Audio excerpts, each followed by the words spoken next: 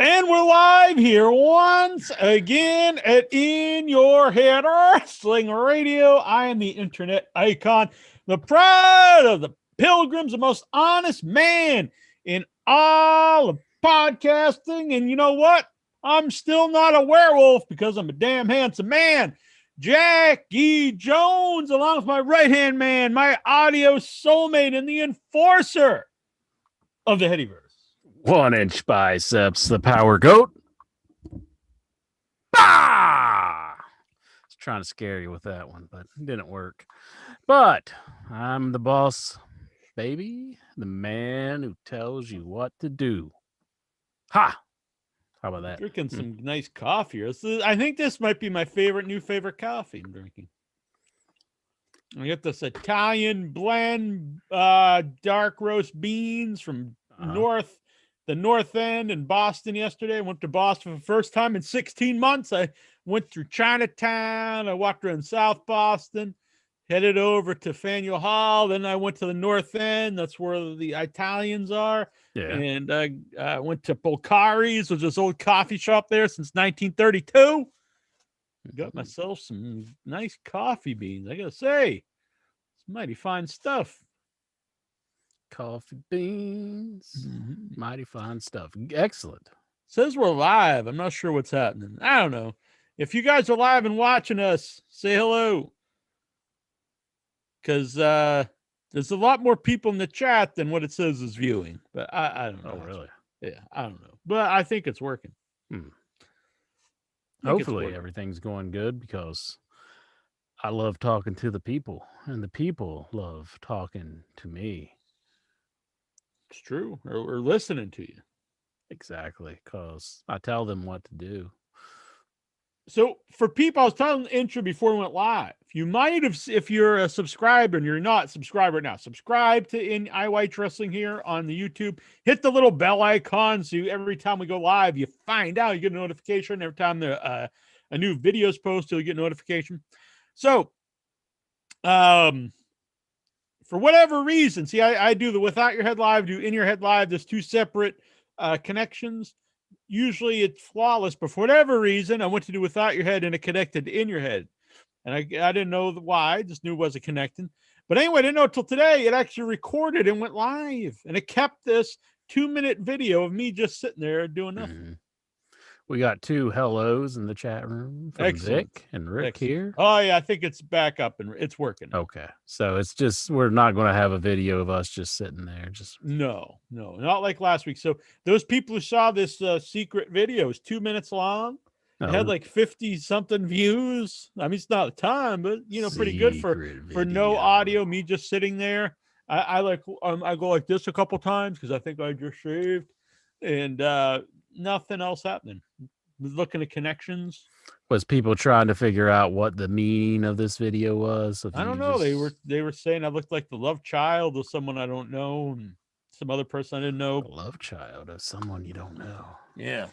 People always bring up, part of it's because I'm an old man, but people do these references, and I have no idea who they're talking about. It happens. And then they'll get mad. They're like, oh, that's, Flubel Hybe. And he, they run this this YouTube or Twitch channel. I'm like, I don't give a flying fuck. And then they get mad. They're like, well, how can you not care about, this guy who talks about, checkerboards on Twitch? I'm like, I don't care about this. But it's weird, though, because then they think I'm an asshole. But the point of all this is, Twitch, what do you even call it? Vloggers, people on YouTube, people, I guess they're influencers, which I hate that term. They're like celebrities now to a lot of these kids out there. Mm-hmm. I know, like you're a big fan of, like, was it like Vlad Dracula or something? He plays like pinball, and you were like, I remember once you were going to do something with them, and you were like, oh, I'm working with Frank, Dracula. And I was like, who? No, I wasn't doing anything with him. I was just playing Friday the 13th, and I happened to end up in a match that he was in, and that was Swax Dracula. And Swax Dracula? Yeah, he's like... not Swax. No. Swag Dracula. You're right. You're right. Not Swax I was Dracula. like, is this guy like, is he a big swax mark? No. And so, and he ran me over with the car in Friday 13th, which Oh, in the game. if you're a counselor, you're not supposed to like run people over with cars. Some Twitch streamers, they like to just, disobey the rules and just run over people with cars.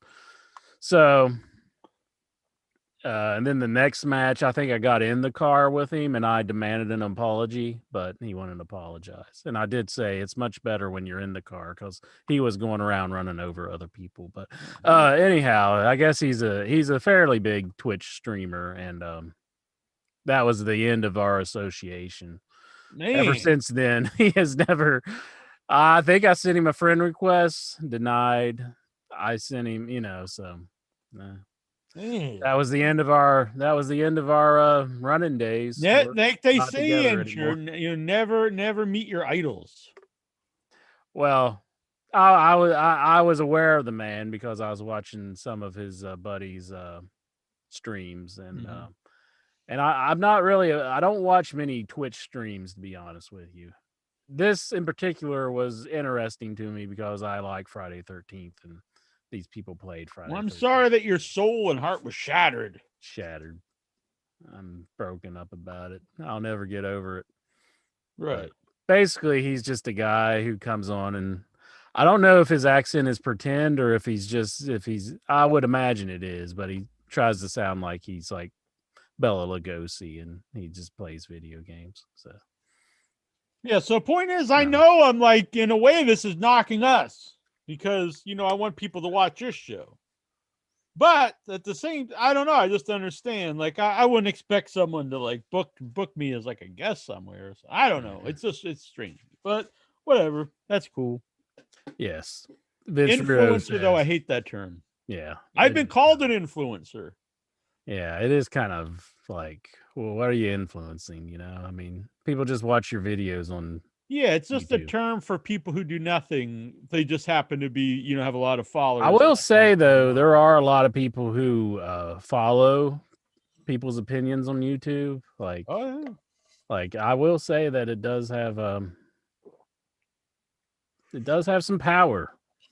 Oh yeah, I people were mad at me because I said Joe Rogan was a dummy. And that was not a knock on him on the show, and by any means, because he has lots of cool guests. I've watched the show because he has great guests. You can find him entertaining, but if you watch him thinking he's this genius and for that reason or get news and stuff, I mean, he is just kind of a dumb guy. I mean, he even calls himself a dummy. I wouldn't say he's a dumb guy. I would definitely. Is there a particular issue that you disagree with? No, I mean he's just generally a dummy. Yeah, he's like a lunkhead. He's just kind of a dumb. I would say he's probably one of the best interviewers doing this stuff. Yeah, I have no problem if you find him entertaining or anything like that. Uh-huh. But if you like follow his work, that things he says, like that he's some kind of scientist or an intellectual. Yeah. I find that very well. Some of the conspiracy theory stuff. That's what I'm talking. Disagree with him on. But yeah, people get hot. I don't think he just makes a decision based off of anything that, like, I think he's fairly well read on a lot of the things that he's basing a lot of his opinions on. Well, I mean, whether you agree with him or not. Yeah, but it's a lot of it's just like dumb shit. Well, we talk about plenty of dumb shit. I know, but I don't expect people to say, I heard this on Jackie Jones and Intra said this, this is how I'm gonna live my life now. We've had people who's burned shirts in our name, and I don't advocate this. I don't think that's the greatest behavior in the world. Vince Rudo says Incher got big leagued. I did get big leagued. It was a little humiliating, but hey, I'm a big boy. I can take it. By the way, there it is, Medusa. Yes, it is actually a Medusa shirt. Medusa, the wrestler, Medusa. I saw Medusa's glare Oh, turned to stone. I was thinking maybe you saw some kind of shady video of hers or something. No. I was always a big fan. I'm digging this shirt. Got it from Pro Wrestling Tees today. It was in the wrestling crate. Big fan of those. So this weekend intro, besides just bullshit, well, this was kind of bullshit too, but there was Hell in a Cell. I didn't watch it. So I went to, well, I'll tell you about it. I swear, man, I don't know what it was, but I tuned into several wrestling programs trying to sit and make that commitment to sit through the program. I just wasn't having it this week. That was besides AEW I was watching, it was the only show I watched. I did not attempt to watch AEW, but I wanted to. But yeah. I'm a huge AEW fan, as people know, and that gets some people mad too. But that being said, I said this last week, these shows on Friday night, I don't think they're trying. I think they know they're not getting the views that their normal shows do, and I think they're kind of There's some good stuff on these. Don't get me wrong, but overall, I think they're a definite step backwards. They're just kind of like shows that they just kind of put out there to continue the program. But we'll talk about Arn Anderson's son wrestled. I did like that. Oh yeah. People are talking. Look, okay, he definitely is green, no doubt about it. Yeah. He shouldn't be wrestling on TV yet, I don't think. Well, they gave that one guy a pay-per-view match, and he's only had 3 matches. Well, to me, I said the same thing. I don't think he should have been on TV. That guy's also a little different to me. I don't know how long you could get even out of him, but either way, my point is. And I said this the other week. That is an issue in AEW. There's people they're putting on TV who aren't ready to be on TV. Right. And I mentioned this, the other week. And this is something I agree with Cornette. And I'll agree with them, on everything. Is they should, I mentioned this the other week, so I'm not taking it from Cornette, but something I agree with them. This would, if they had a developmental league or someplace these guys could train, it would be really beneficial because. I think Arn Anderson's son actually does have some charisma. Being Anderson's kid automatically gets him over to me, and I think a lot of the internet, or a lot of wrestling fans. But he's very green. Like some of his moves were awkward. To me, that's easily improved on. That's like a basic thing that you're just going to improve on being a wrestler, are the actual moves. Most likely if you have things you can't teach, our charisma and personality and things like that. So I think there could be something there. He definitely was better than any David Flair match I've ever seen, and this was his first match. But he should not be on TV. Well, what about Hook? I mean, he does have a character on TV. Has he ever even had a match? I mean. No, that I don't see any. I don't even know why he's around either. Yeah, but could you imagine if somebody like a kid just came up when Taz was a main roster wrestler and they just walked on TV and they got a match, or they had a character? I mean, does he deserve to be in that spot? Not yet. I'm not saying it's a bad thing to keep him around. I don't even know who is Hook. I know he's there, but he always looks totally out of place. Yeah. Oh, that's Taz's son? Yeah, that's Hook. So it's like, why is he there? That's another example of somebody who doesn't exactly deserve a spot. You have the internet shows. Put those guys on the YouTube shows. That would work. Yeah. That's fine. I think because it's a smaller audience. It's not on national TV. Have them on there. They learn how to wrestle because working in the ring is going to be the best way people can learn. And they will be in front of an audience, so that helps. And then when they are eventually ready, have them on Dynamite. And unless your name is Shaq or you're just a huge star who's going to sell have someone like Shaq on. You're not going to have Shaq wrestling, developmental. You can't. So he I was can way understand. Better than I expected too, honestly, Shaq.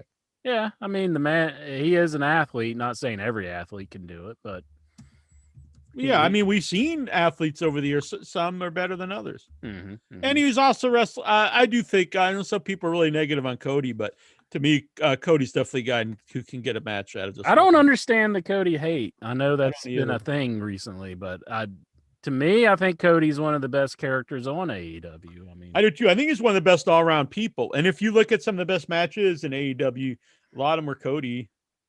I mean, he knows how to get a dramatic match. I mean, he gets some matches I prefer as a wrestling fan. I kind of like his matches better. It's not that I don't like a lot of the other guys' stuff, but it's not necessarily the wrestling I grew up with. I've learned to like it. Just accept that that's, wrestling changes over. It's not going to be how it was back when back when we were watching. Yeah, and that's fine with me. I mean, wrestling. I hate to always say Cornette, but be like Cornette and this Messier on our board. And there's all these people who always want to, compare today's wrestling to the old days. And I understand that to a degree, but at the same time, it comes a point you have to just accept this is what wrestling is. It has changed.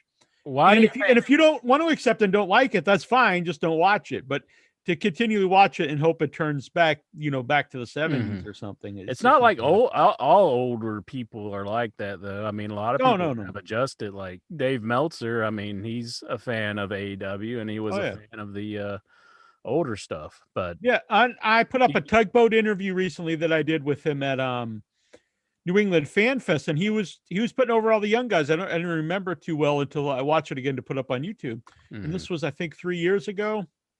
And he was putting over Kenny Omega, which was really cool. This was before AEW. I think it was right when they just did their first show, but they weren't even TV show yet. But I just liked that. It was like, oh, this was an older guy, and he was really putting over the new generation. The only thing I can relate to is I kind of do that with video games, where I want video games to be a lot like how the games that I grew up with, but they have evolved into something else. So I could see like Cornette's side on that, where he wants it to be exactly like it was whenever he was a big fan, and it's just not going back to that, right? So what's really interesting to me with Cornette is he'll always tell stories about guys he managed in the 80s and how older guys from the previous generation, like Ole Anderson, was saying like, Ricky Morton was too small in one cell form, or the Midnight Express did too many moves. And it's weird to me that he doesn't, see the parallels. Like, well, wrestling evolved from Ole Anderson's days to Cornette's days, and now it's evolved, to the modern day. Maybe it's not even always for the better, but it's things change. Yeah. I mean, I personally like the older wrestling better. I like stuff that looked more realistic. I watch a lot of stuff today, and it's not realistic at all to me. It's guys trading moves. But I can enjoy that on a different level than I used to enjoy wrestling when I was growing up. It's just a different thing.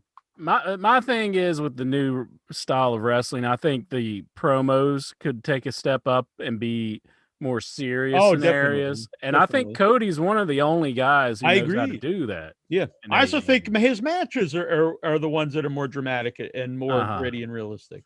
And I think that's something that AEW could use a little bit more of. I always have fun watching AEW shows. Oh, yeah.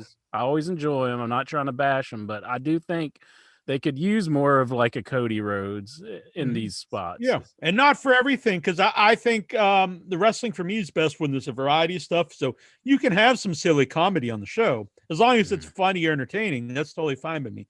But then you also need serious stuff on different parts. At times, Jericho's been really good with that. Jericho's a guy who's really good at, I think, going back and forth.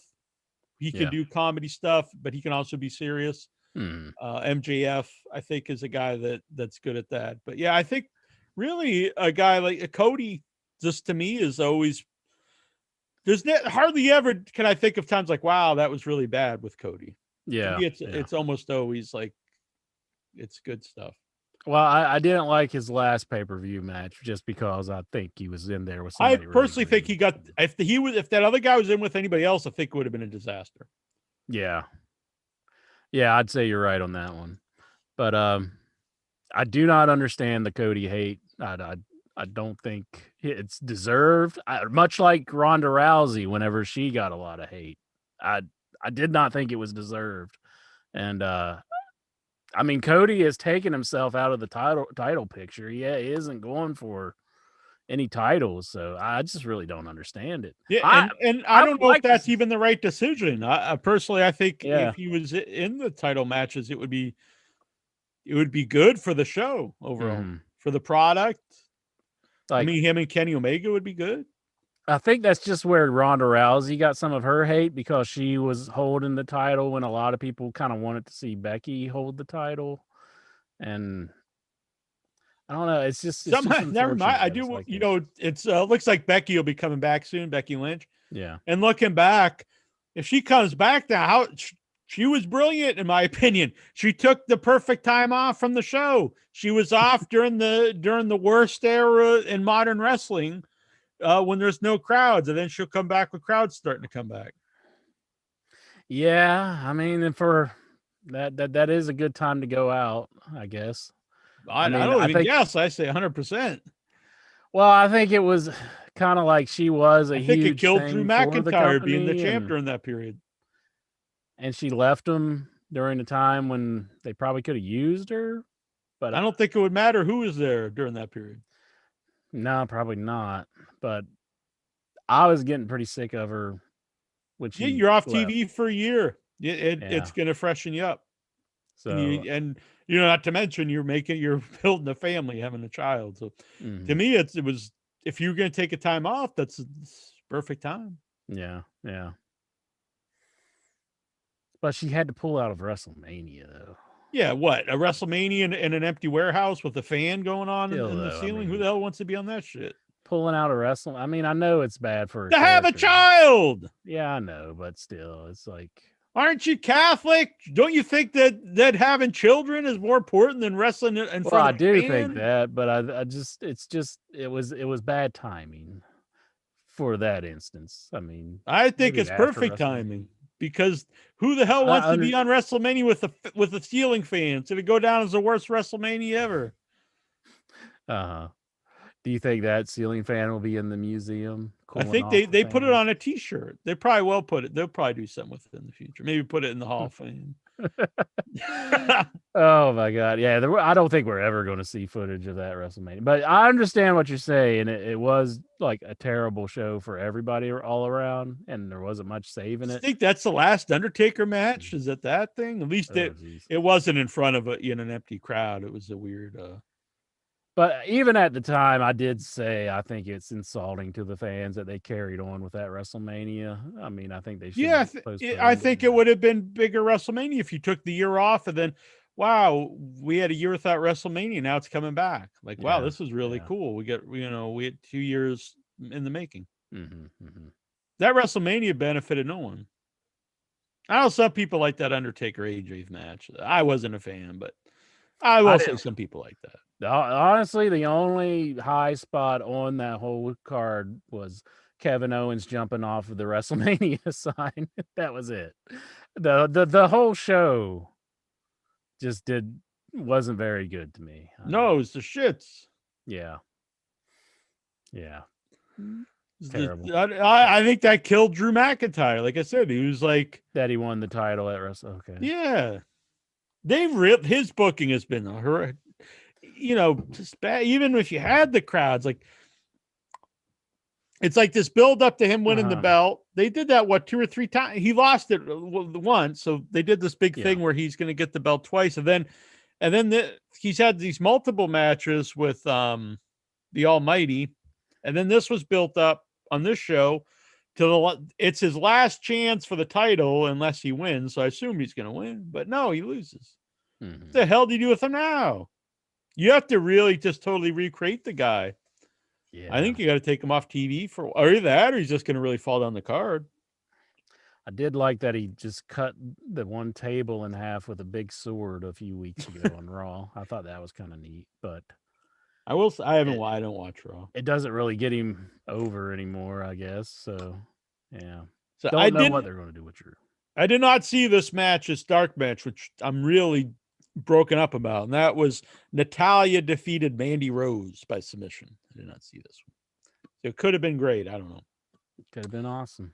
Bianca Belair versus Bailey, the Hell in the Cell. Now, first of all, before we go over this show, because I don't watch the TV, so I saw people were saying, "Oh, this is going to be the first pay-per-view, I guess, that didn't have Roman Reigns on it for how amount of time." I was like, "Why? Why isn't Roman Reigns on it?"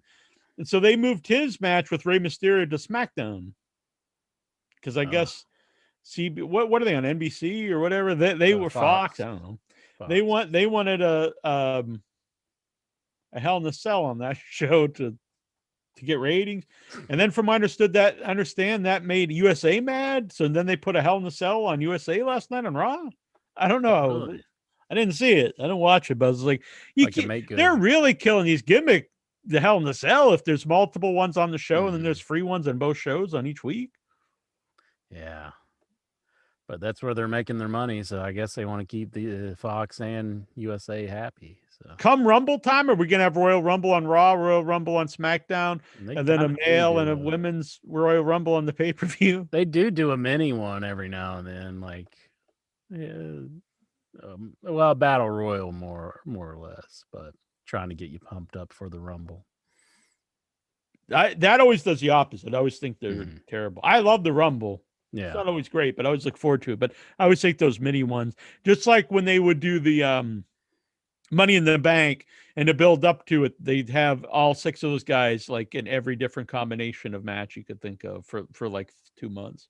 Vic, and then by the time they do it, you're like, I don't want to watch this. Vic is filling us in here. It was Lashley and Xavier Woods had a Hell in a Cell match on Raw last night. What a weird Xavier. Why would that be Hell in a Cell? Is there a feud? Are they in a feud at all?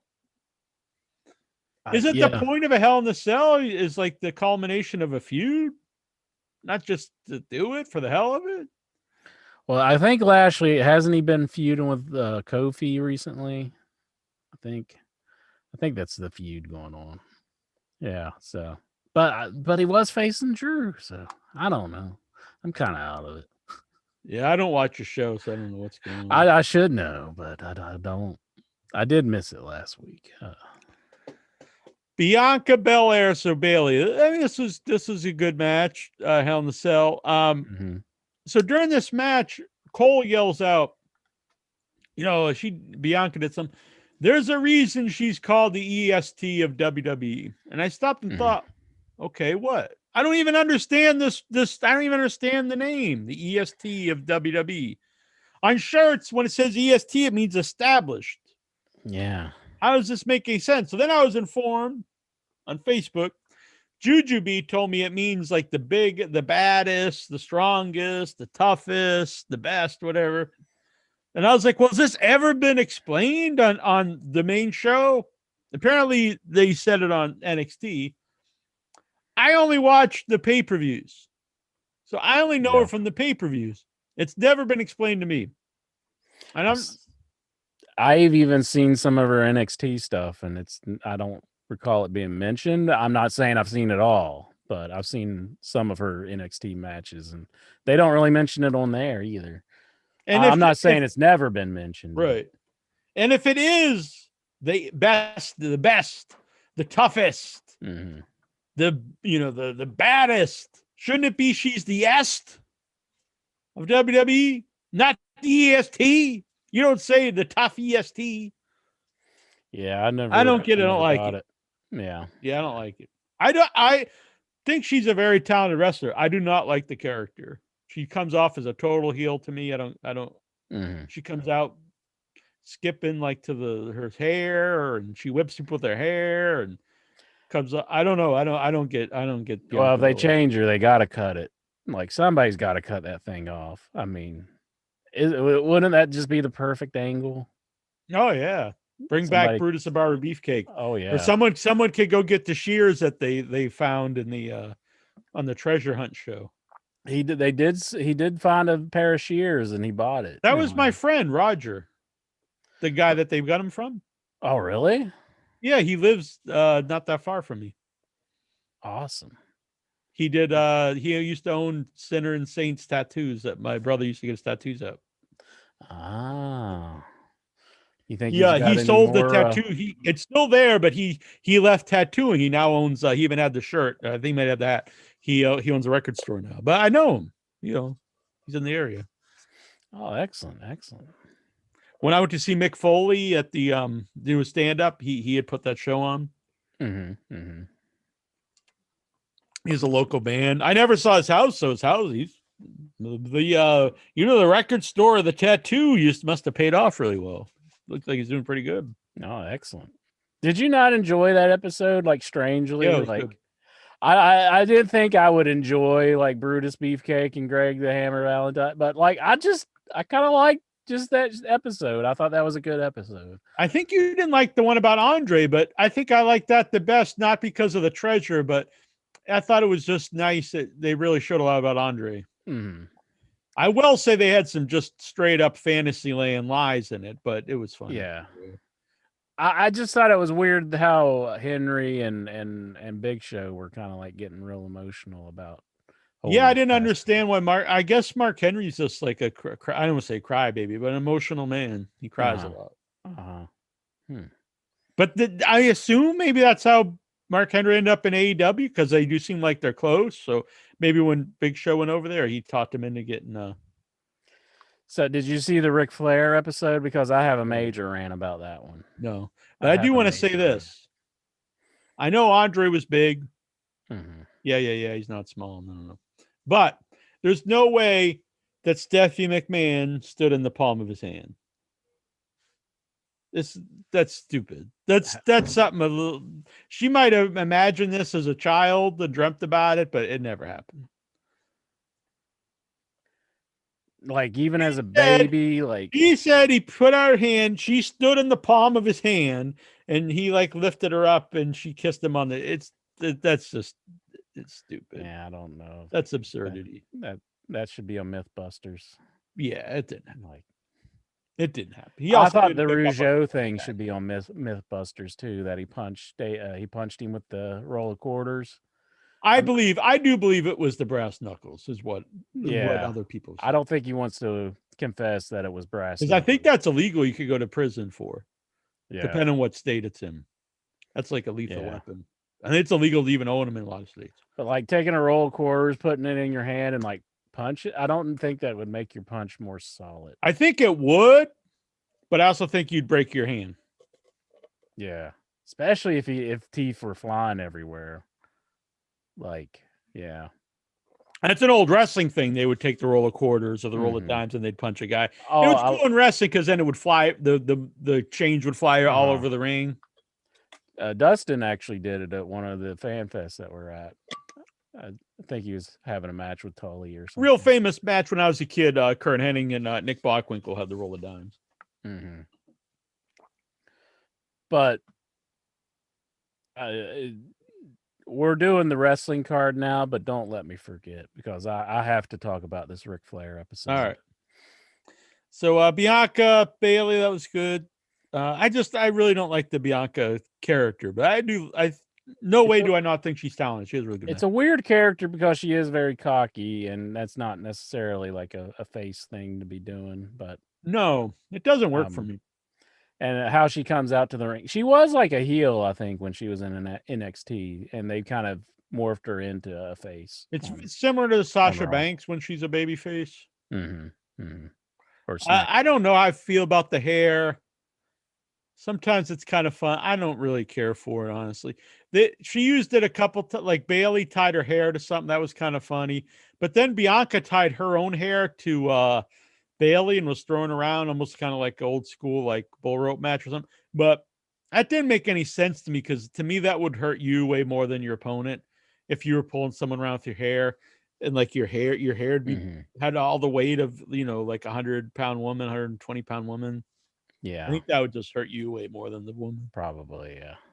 They did have like the whip thing going too. Yeah, I don't mind the whip part because I actually did put welts on WrestleMania. Mm-hmm. Seth Rollins versus Cesaro. This was a good match, but the idea that Seth Rollins won, I don't know. Just to me, like Cesaro really needs this win. But I guess if you continue the feud and if Cesaro eventually wins the feud, if this is just the end and Seth Rollins beat him up, I just think Cesaro is going nowhere. But you really have a superstar here at this moment. The crowd's behind him. I don't know why you just don't go with it. I wouldn't worry about it. They're not going to do it. Probably not. I mean, I like Cesaro. I'd love to see it happen for the guy. I don't think they're going to do it. I'll say, I forget who it is, but someone brought it up the other week, and they said, was Cesaro an idiot? Because they kind of conned him into re-signing, giving him this. If this is just how it goes, that person was right. I think Brains was bringing that up, and I was saying, I think we left it. We don't know where it's going to go. Yeah, you have to give it time because I get it. If this continues and Cesaro, wins the blow-off feud, you can't have Cesaro win every match. I understand that, but if it is that Seth Rollins wins it, I'd see Cesaro just going back to being, just a guy on the show that has good matches, but doesn't really mean anything. This next match was just total fucking shit. Alexa Bliss for Shayna Baszler. Like, people could talk about the unbelievable ability of a smaller guy wrestling, and I always say, well, it's wrestling. It doesn't bother me. It doesn't bother me if Orange Cassidy knocks a guy out with a punch. It doesn't. Jungle Boy doesn't bother me. Lots of Eddie Guerrero never bothered me. Dean Malenko, all these. This bothers me because Shayna Baszler is a legit badass who can rip people's arms, break people's arms, dislocate their joints, all this stuff against this tiny woman, and who in no way looks tough whatsoever. But to make her tough, she's like possessed by a demon, which is, it's just horse shit. And so, Alexa just beats her, and it's like, this is just like idiocy. To me, this is unwatchable stuff. It is bad. Sami Zayn versus Kevin Owens. I mean, it's a great match, but I've literally seen this like hundreds of times. I remember when they did their final match, it was 4 or 5 years ago. That was supposed to be the last time they'd ever wrestle. And at that time, we'd seen them wrestle countless times. And so, I mean, nothing against it. They're always good together, but yeah, I understand. We've had it a lot. It was good. It might have been. I honestly think it was probably the best match of the show. Mm-hmm. I'm a huge fan. I really like both guys. I'm a huge fan of Sami Zayn. I think he's arguably, I don't think I could say the best heel when Roman Reigns is really on fire right now, but he's up there for best heel in wrestling, I think. Oh, I'd agree with that for sure. Yeah, he's really good. Always a good wrestler, always kind of unlikable to me, but as a heel, he kind of took that natural unlikability, and he's made himself a great character. He's a guy I think you could go with as one of the top guys. I would take him off SmackDown because as long as Roman is on SmackDown, he'll always be the top heel, and rightfully so. Move him to Raw. I think he could legit be your top heel on Raw. Give me something to watch on Raw, that's for sure. God, Raw is tough to get through. Charlotte versus Rhea. This was a DQ. I mean, I like both of them. Both very good wrestlers. It was a good match. A DQ is, on a pay-per-views kind of. Then this next match, this was great until the finish. Bobby Lashley and Drew McIntyre. It's two big dudes beating the shit out of each other in the cage. Some fun spots. Mm-hmm. Drew had his back all ripped open, but you're doing all these big spots and all these, hard-hitting moves. A choke slam off the side of, through like I don't know if it was a ladder or whatever. I don't know, all this crazy stuff.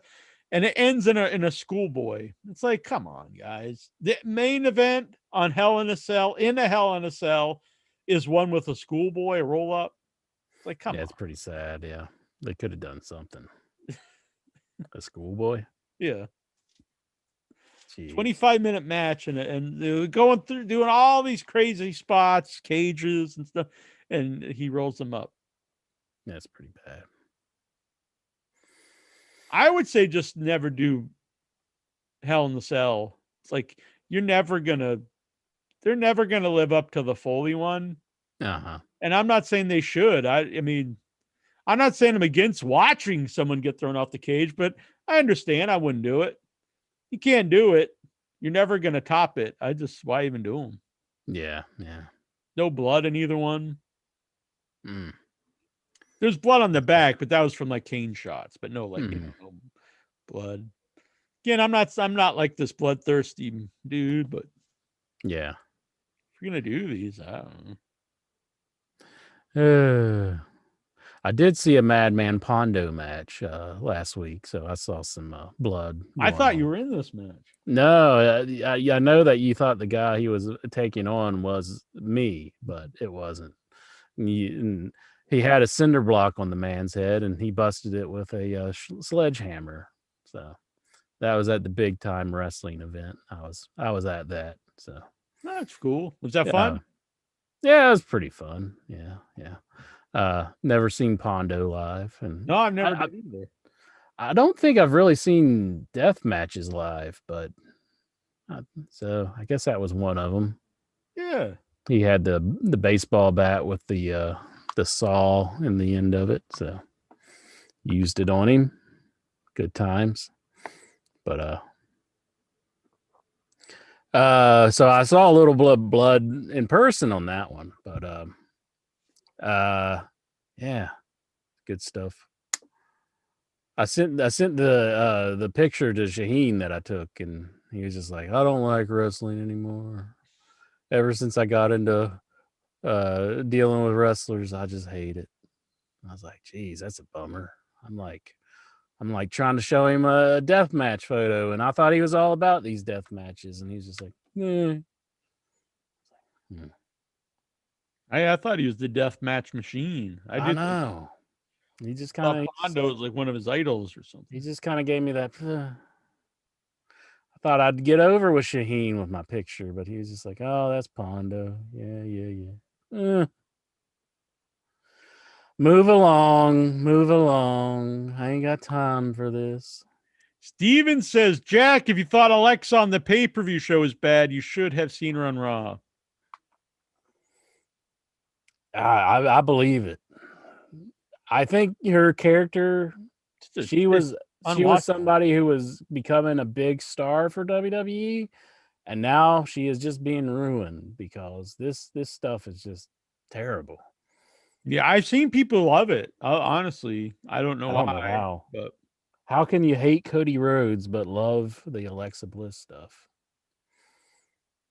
I don't understand anything anymore. I just don't. Like Cody Rhodes, he comes out and gives you like normally the most emotional moments in AEW so far, and people are like, "Well, we're going to shed on this guy," and then they're like, "We love the Alexa Bliss stuff." Don't understand it. I don't get it. I'm not going to talk people out of liking what they like, but I just, if I assume like if you're really into that, you probably have like some type of mental, issues. Mm-hmm. You're some type of deficiency.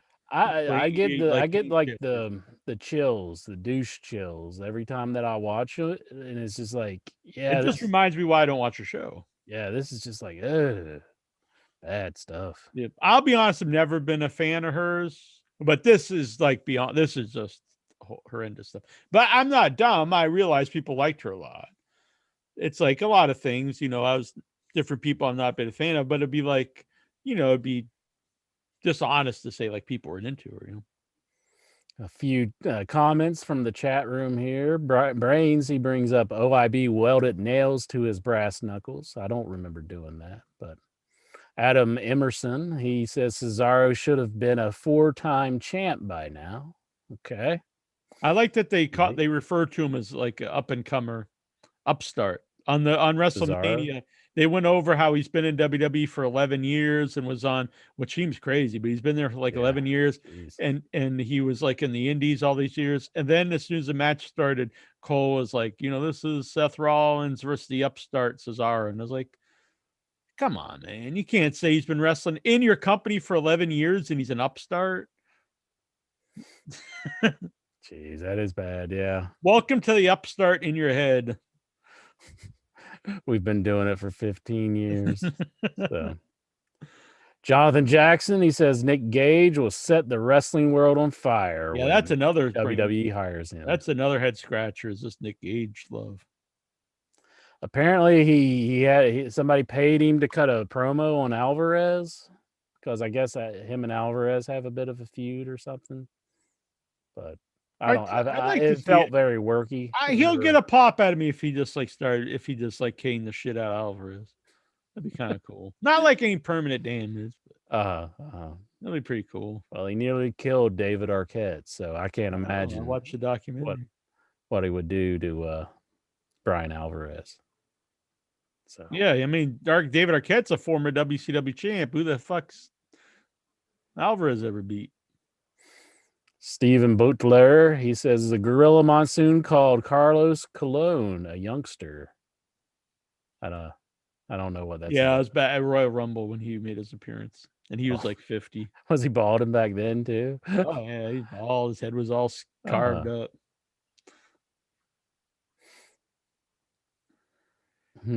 Could OAB and Jack do a blood sport commentary? I'd rather do a commentary on something I like, but I went back and watched Bloodsport, and I used to not be a big Bloodsport fan. I used to say Lionheart is the best Jean-Claude Van Damme film, but I'll say this: Bloodsport is a for an action movie. It's a pretty decent movie. I'll take your word for it. I've seen it. I never liked it, but I've not watched it in like 30, 20 years or something. There is a part within the Jean-Claude Bloodsport that these kind of movies aren't for me to begin. I do feel is locked in the times that it's like this would definitely be canceled if it was out today. But there was a very interesting fighting style that a certain participant in the film showed, and I don't think they would be allowed to do that today. I'm just going to leave it to you, Jack. I'm trying to pique your interest, so you have to figure out what this is. Not really into it. The butthole fighting or something? No. It wasn't anything like that. It's bad. I don't think they would do that today. Vince Rudo says Kickboxer is better than Lionheart. I disagree with that. I mean, it's kind of bad. Tom Poe or whatever. He's like, he stole your girl and then he raped her. And Van Damme's like, ah. This is so cheesy. These are all shit movies to me, but they're all. I mean, I'm not going to disagree. I understand. But I think Kickboxer is a new class of shitty compared to Lionheart, which I know Lionheart. I will say, even though I think he probably made better movies originally. Who's the real stiff guy there? Kind of Steven Seagal. Steven Seagal. Jean-Claude Van Damme's much like more likable guy. Yeah, for sure. Well, some people say Above the Law is like kind of just a good movie. I'd have to go back and watch it. I just remember it being. I remember his first few were pretty good movies. For those William Forsythe's in the first one, Above the Law. Yeah, and I remember people saying like he actually had some decent acting in that. So I don't know about that part, but well, that's what they say. I'm not. I remember thinking those movies are pretty good. I can't really say I was ever a Jean-Claude Van Damme movie fan. Oh, I can't think of any that I would say I like. Cyborg or Universal Soldier. Yeah, I mean, the best one. Oh, come on now, Tyler Stevens. No, the Cyborg. I didn't like that one when I was a kid. What about didn't he do a Time Cop or something? Time Cop. Me and Barb, we used to always talk about. Yeah, you guys were big Time Cop marks. Ogo's just loving these movies. He's getting pissed. I won't say Kickboxer's bad, but yeah, the scene where he's dancing and all that is kind of funny. But I mean, for an action movie, it's yeah, I don't know. It's kind of. Vince Rudo, though, his favorite stuff is Mighty Morphin Power Rangers. So I don't know how much I can Seriously, I never got Mighty Morphin Power Ranger. I can't either. I have to admit, my one of my partners in movies I've been producing, hopefully will be finished soon, is Michael Epstein, and he's a big Mighty Morphin Power Rangers fan, which I found out recently, and I was kind of taken back by this. Kind of made me rethink my whole involvement. I never understood it, but I do kind of understand why it seems so low quality now, because I never knew that they filmed the action scenes with people in full-on costume. Well, they're from Japan, and then they filmed the other stuff with American people. Yeah, I never understood that, and why, like, whenever they got the main villain, when they're talking, they're just all out of sync, and it's just like it's just like, I always thought that was just so bad quality. Well, it is. It is, but it's like, it's still, though, it is shit entertainment. I fucking hate Mighty Morphin Power Rangers. Yeah, I'm not. I hate VR Troopers. That stuff is just bad. Oh my god. That if you could just erase one company from entertainment history, it would be that Sabian company. Just get rid of it. Also, Vince Russo should check out Psycho Gorman, which is a new film. It's on Shudder right now, I believe, and it's kind of in the vein of Mighty Morphin Power Rangers. It's kind of a take on E.T. If the kids found like an ancient warlord alien instead of like a friendly alien, and it's got a lot of like this, big monsters and suits and stuff. A lot of people are loving it. I wasn't huge on it, but it's not my kind of genre. But a lot of people loved it. Golgo says Jack's favorite anime is Violence Jack. I do have it up here.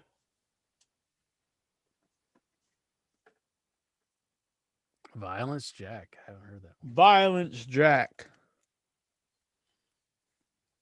There we go. I've a great fan of the show. Gogo13 sent this to me for my birthday.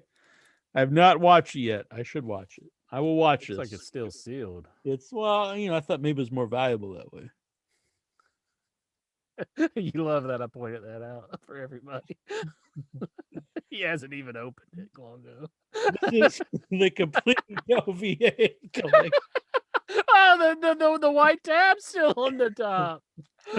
Come on. Okay, he's opening. There's one time I opened this game, Big Trouble in Little China, live on the show, and people yelled at me like that's worth like $500, which I guess was it?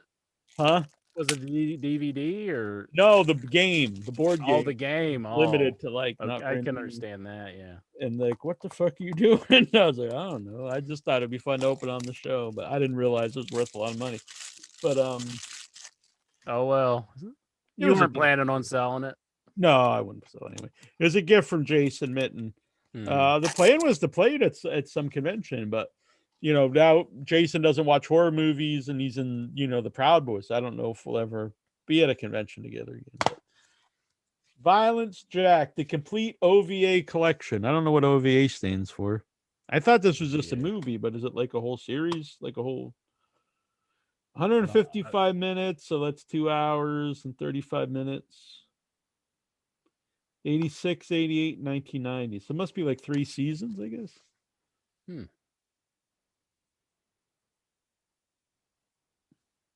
All right, we'll check this out. Violence Jack. Named after me. Violence Jack. Violent man.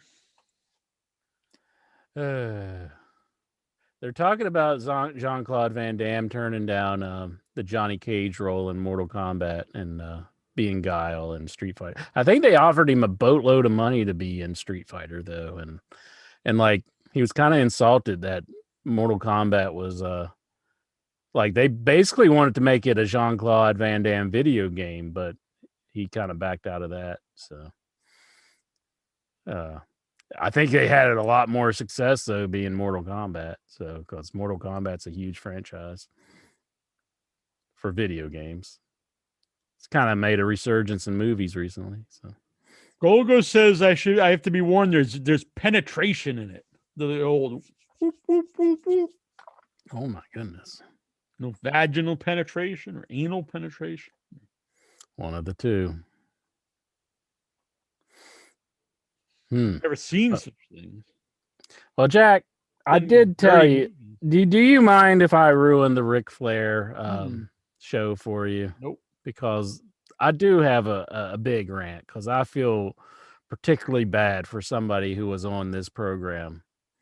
So they got Conrad Thompson. He's on his radio show, his podcast, because he's the pod father. And he's going, oh, I need that butterfly Ric Flair robe. If anybody has it, get a hold of me. I've got cash and stuff. And just trying to get, he's basically, how weird is it that you're like, that's his father-in-law, Ric Flair. And he's like collecting his stuff. I mean, like he's a family member and he's married to his daughter. Does that not seem weird to you? That's just a side note, though. That ain't the major rant, but I do think that seems weird. I mean, if my father-in-law was like, I don't know, like Brutus the Barber Beefcake, I wouldn't be like coming up to him with the scissors and just be like, yeah, I'm such a mark for you, Brutus. I know I held his poster up for nobody to see at the house show, but I wouldn't do that, But anyways. So the episode, they finally get down to where they find the butterfly Ric Flair robe, which is the black robe, and it has the butterflies on it and everything. And it was the first robe he wore on his WWF appearance, like the first time he ever came out. Iconic robe, everybody wants it. So the guy says, maybe if you'll trade me some boots. And Conrad, he says, I got some boots I'll give him to get this, because Conrad's just got a total hard on for this robe. He wants it. And the WWE is offering him co-ownership of the butterfly robe if they get it. So Conrad's, yeah, sure, I'll give him some boots. Then they go, the guy's like, I would also like to have the Ric Flair, it's like a jungle robe. It's like green and it has like a tiger on the bottom or a lion. And it's kind of like it has like a lion's mane almost, like how on the shoulders it comes down. And they go, I don't know who has this robe. Conrad, do you have any leads on this robe? And he like, yes, I do. WWE referee Charles Robinson has this robe. Oh, I think he even wore it when he was Little Nate. Mm-hmm. Well, he actually had a custom one. I mean, I'm not saying you're wrong, but he has the little H on the back of it. But he did have the robe. So they send the main dude there, AJ, I think is his name, and Ric Flair to Charles Robinson's house. All right. They start asking Charles Robinson if he would be willing to part with the Ric Flair jungle robe. And the guy started crying because he was talking about how much it meant to him and everything. And he was in a bad spot. One, his employer is wanting the freaking robe. Yeah, a WWF employee. I will say real quick before going further, I do respect Mark Henry and Big Show for donating their stuff to the thing, whereas Kane asked for money, which I'm sure he did need money for his stuff. But go on. But with Big Show and Mark Henry, they just get they did give away a few things. Yeah, I thought that was good of them. Well, Kane's he's not a WWE employee anymore. It doesn't matter. It was more about. Well, I think he's just as much as they were. He wants that money. But I also think I didn't blame our former guest of the show, Sonny Ono, for wanting money for the mask and putting it up for auction. And WWE could have friggin' gave more money. They said it was worth between $4,000, $8,000 or whatever. And it went to, or 5,000, 8,000, and it went for the lowest that was worth, and they wouldn't even go any higher. So they could easily win higher than that. I think this all set up anyway, the show, but go on. So poor Charles Robinson, you can tell he doesn't want to do it, but his employer wants the freaking robe, and they offer him a trade, the one that they have, And it's just a gold robe that says Ric Flair on the back, and it's got the sequins and stuff. I mean, it's nice if you're like, if you don't already have Right, like right. one of the best Ric Flair robes there was. It wasn't. I don't think it was suitable trade for that. And what's he gonna do? Is he gonna strong arm him for more money? Is he gonna be like, give me more? I mean, it's his freaking employer. He was just in a bad spot, and I felt so bad for the man. For one, I know he even had it on display. Some of his horror mask in the background. He had the Michael Myers mask and all kinds of stuff. They were in his house. He had his freaking storage locker broke into, and they stole all of his stuff. Right. I even mentioned it on the show when they brought it up, so I felt bad for him on that. And now they're basically strong arming him out of his freaking Ric Flair robe, which I thought was just totally fucked for them to do.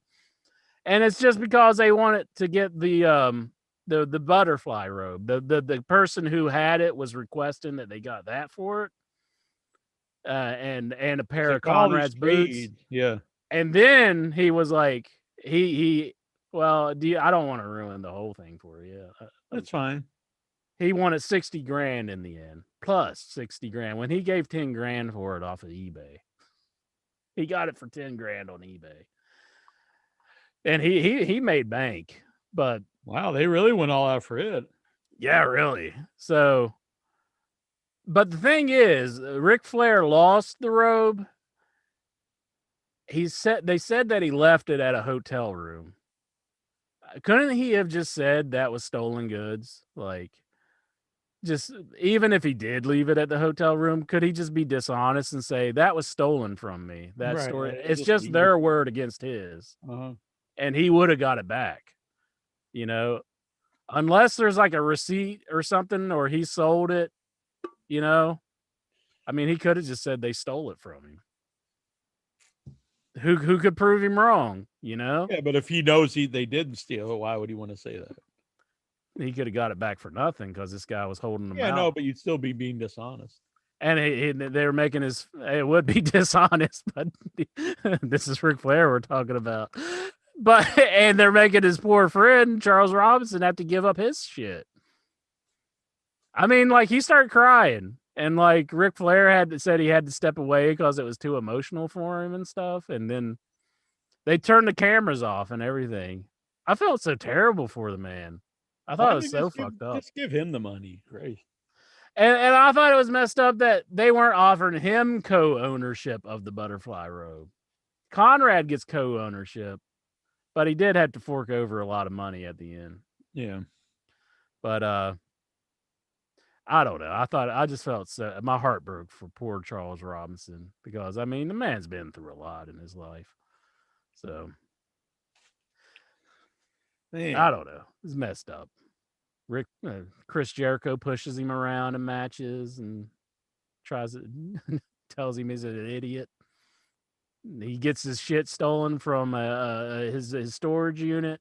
And now WWE's coming in and taking the poor man's robe. Would you be surprised if it came out one day that it was like Vince found out that he was a big horror movie guy and had his stuff stolen? This is like a mean rib. That wouldn't surprise me. No, it wouldn't surprise me either. Because I do know the man loves like shattering people and making them feel worthless. Mm-hmm. So it wouldn't surprise me if that was the case. He paid somebody to break into the storage.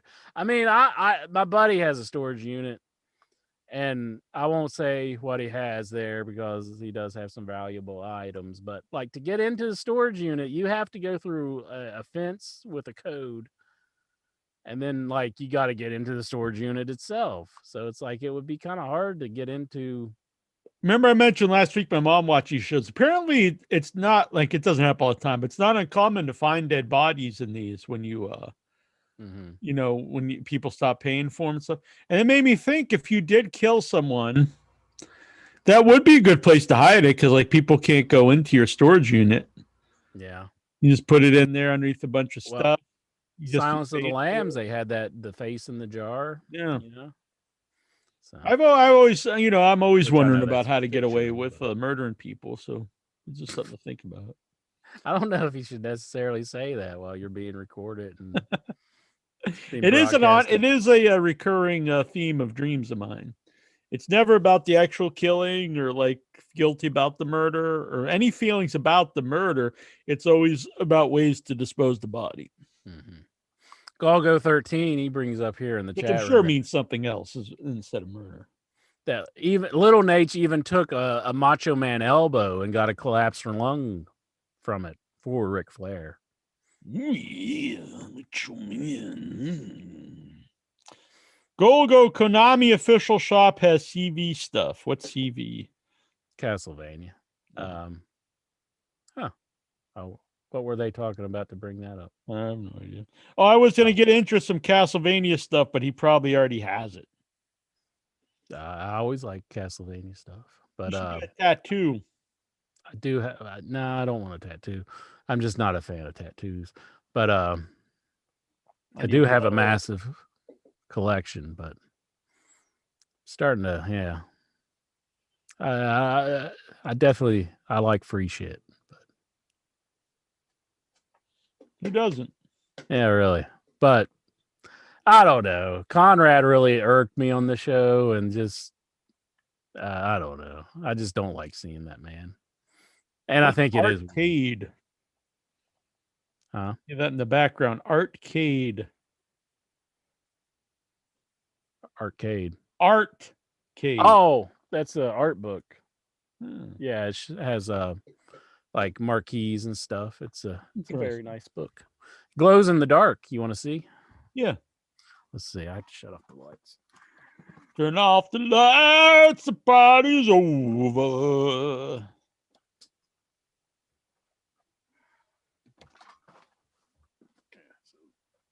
Look over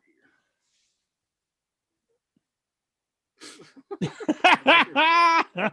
That's excellent. Well, that didn't work. I'll take your word for it, though. Oh, there we go. Doing good. I see it now. Pretty sweet. Looks like a sonogram or something over on the left.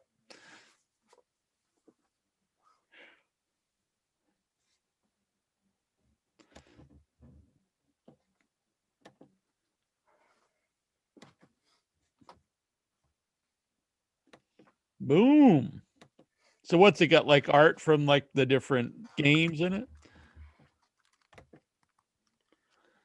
Well, anyways. What's it got, like art from the different games in it? Yeah, you want to see it? Yeah. Do you think someday this will be in it? That was made by me with my own fingers. It was a gift to me. Let's see here.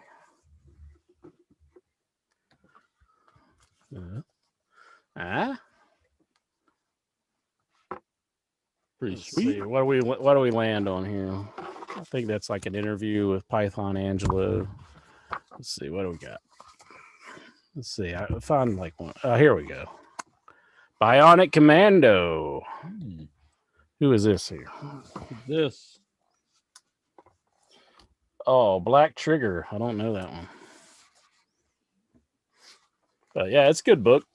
Everybody should check it. I like that one. Yeah. That's a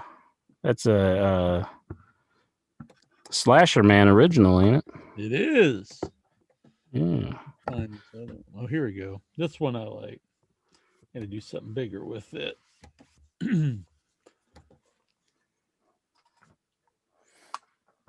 Bam.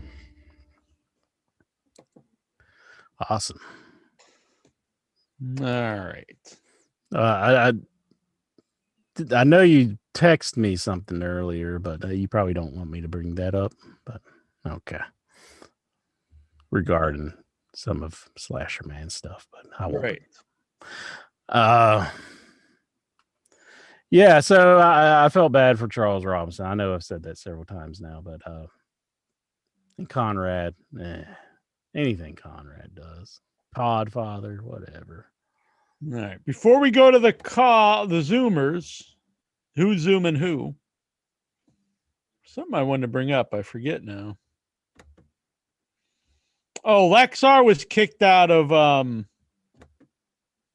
Thunderdome.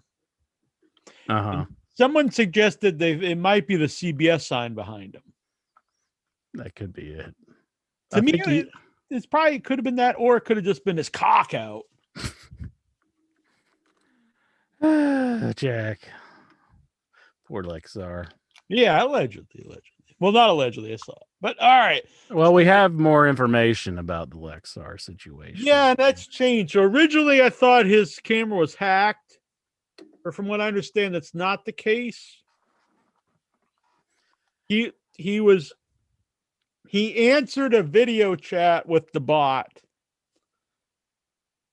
who put up a video of a woman nude pleasuring herself on the video, to which Lexar reciprocated on video. And then they caught this video and took screenshots of said video. Mm-hmm. Hopefully the video itself is also not released, right? Yeah. So we have been trying, myself and Jujubee and others, to report Eileen Cooper on Facebook to get her knocked off, this bot who's trying to blackmail our young Lexar. And apparently, like, they do nothing. Isn't it amazing? You can blackmail people for money. Uh-huh. And Facebook doesn't kick you off. But if you just use a screen name that you use for years as your main name, just because you want like an account that I've been suspended. Yeah, I've been suspended for 30 days and stuff for a picture of a cartoon Hitler. Yeah.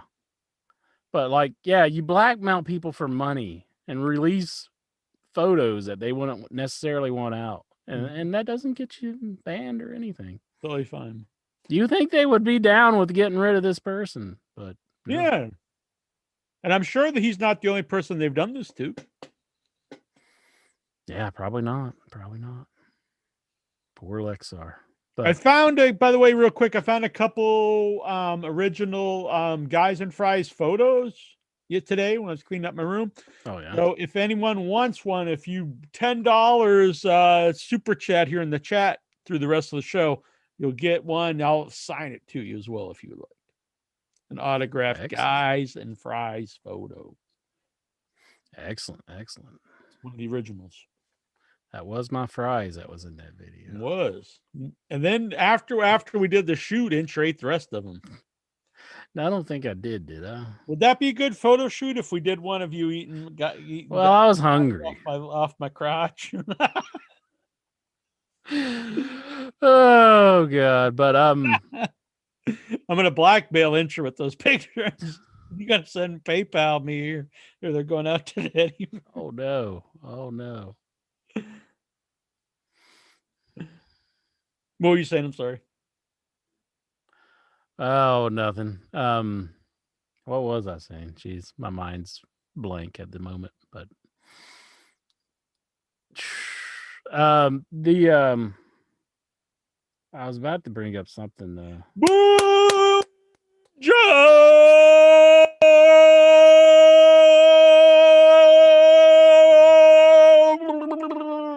He's the man, Job. Yeah, Jobs. Guys and Fries photo going to you. I will sign it to Jobs. There you go. It's just that easy, everybody. It's just that easy. I think there was 3, so there's 2 left. All right. Thank you, Jobs. Now I was losing my train of thought, even thinking of things to come up with to talk about. But I even tried to turn on Impact. Really? I even tried to watch Impact, and I was just like, I just don't feel it. Just don't feel it. Couldn't do it this week. Maybe I'll be in a better mood next week. Watch some wrestling, but hard at times. I went up to Boston yesterday. I mentioned earlier in the show. First time in 16 months. It was kind of weird getting out of town. Mm-hmm. Nice though. It reminded me I got in the city. There's people. Did anybody acknowledge you and said it's been a while since I've seen you around these? The bus driver, actually. Really? Yeah, I took the bus up there. I'm picturing Ralph Cramden right now because he was a bus driver. Was it Ralph Cramden? What we'll No. say, yeah, but no, not looking like. But on a serious note, so I first get there. The first place I go to is Chinatown, which I'm a big fan of Chinatown. I've been there for a while. I'll say it's very sad. A lot of the places boarded up, closed forever. Lots of graffiti, which there was never before. I don't know. Mhm. I assume it's hate crime, to be honest, because there's a lot of Asian hate going on. That was really sad, honestly. The rest of the town was quiet, but yet there's people around, but a lot quieter than Boston normally is, especially in the summer. But I overall had a nice time. I walked all around. North End's one of my favorite parts, where it's like Little Italy kind of thing, and so I went down there, got a nice slice of pizza. It was a good time. There was nothing good playing at the theater, so I didn't go to the movies. But Yeah. I think they hurt themselves. This isn't, wrestling related, but I think they hurt themselves putting all these movies on HBO Max, because I went there and like every movie that's playing that I've already seen on HBO. Hmm. And I don't know if you can, it's going to be hard. It's like when WWE went to the network. I think it's going to be hard to Come go back. back and tell people now you got to start paying to go see the movies after they were on TV, Well, they say AMC stock is going up, but Yeah, but that's more of just like a Reddit thing where people yeah, like so it's not like a real thing. like the Ether coin or whatever. Yeah, where Sure, people just got sharing or something. together and decided to buy it, so it would go up, and kind of almost like a scam in a way. But yeah, Yeah. Brains in the chat room. He has a question for us. He says, "Should Carlito join Impact? Then he could be impacted." terrible. I'd like to see him go somewhere though. He's in great shape. I mean, he'd be a good pickup for anybody, but maybe he's not wanting to come back full time. Yeah, I don't think he does. He wants to, which I respect. If you don't want to, Yeah. don't do it. John Brown, got to talk about Don West. Yeah, Don West has I don't know, so like something wrong with his brain, like a tumor or something. Oh, really? Very sad to see. Yeah. Oh, that's a shame. But Yeah, hopefully, he's I mean, come on the show and been great for us and everything. So. Yeah, I met him in person. Was a super nice guy. That's terrible.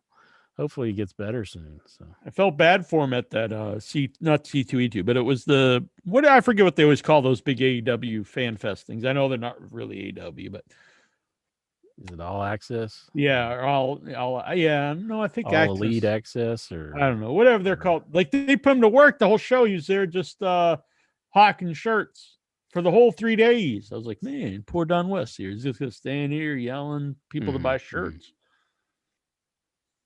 Hopefully they paid him well. Hopefully. I bought a shirt though. Oh yeah, 4 Horsemen shirt from him. Then you got didn't you get a picture with him or something? Yeah, he just did that. I was like, I told him I was on the show. He was on the show years ago. He was a super nice guy. All right. I want to go to the Zoomers. Let's get some Zoomers on. IYHWrestling.com/Zoom. You can zoom in. Hopefully I've been saying this for weeks. Hopefully I'll be getting some of the old shows up on iTunes. iTunes been giving me problems. I had to start a whole new iTunes for Without Your Head. Hopefully the In Your Head one we won't have to, but if we do, I'll have all the information on the show years ago. Super nice guy. Stevie! Ha! Starcast. Starcast, yeah. Ha! Stevie from Bootleg.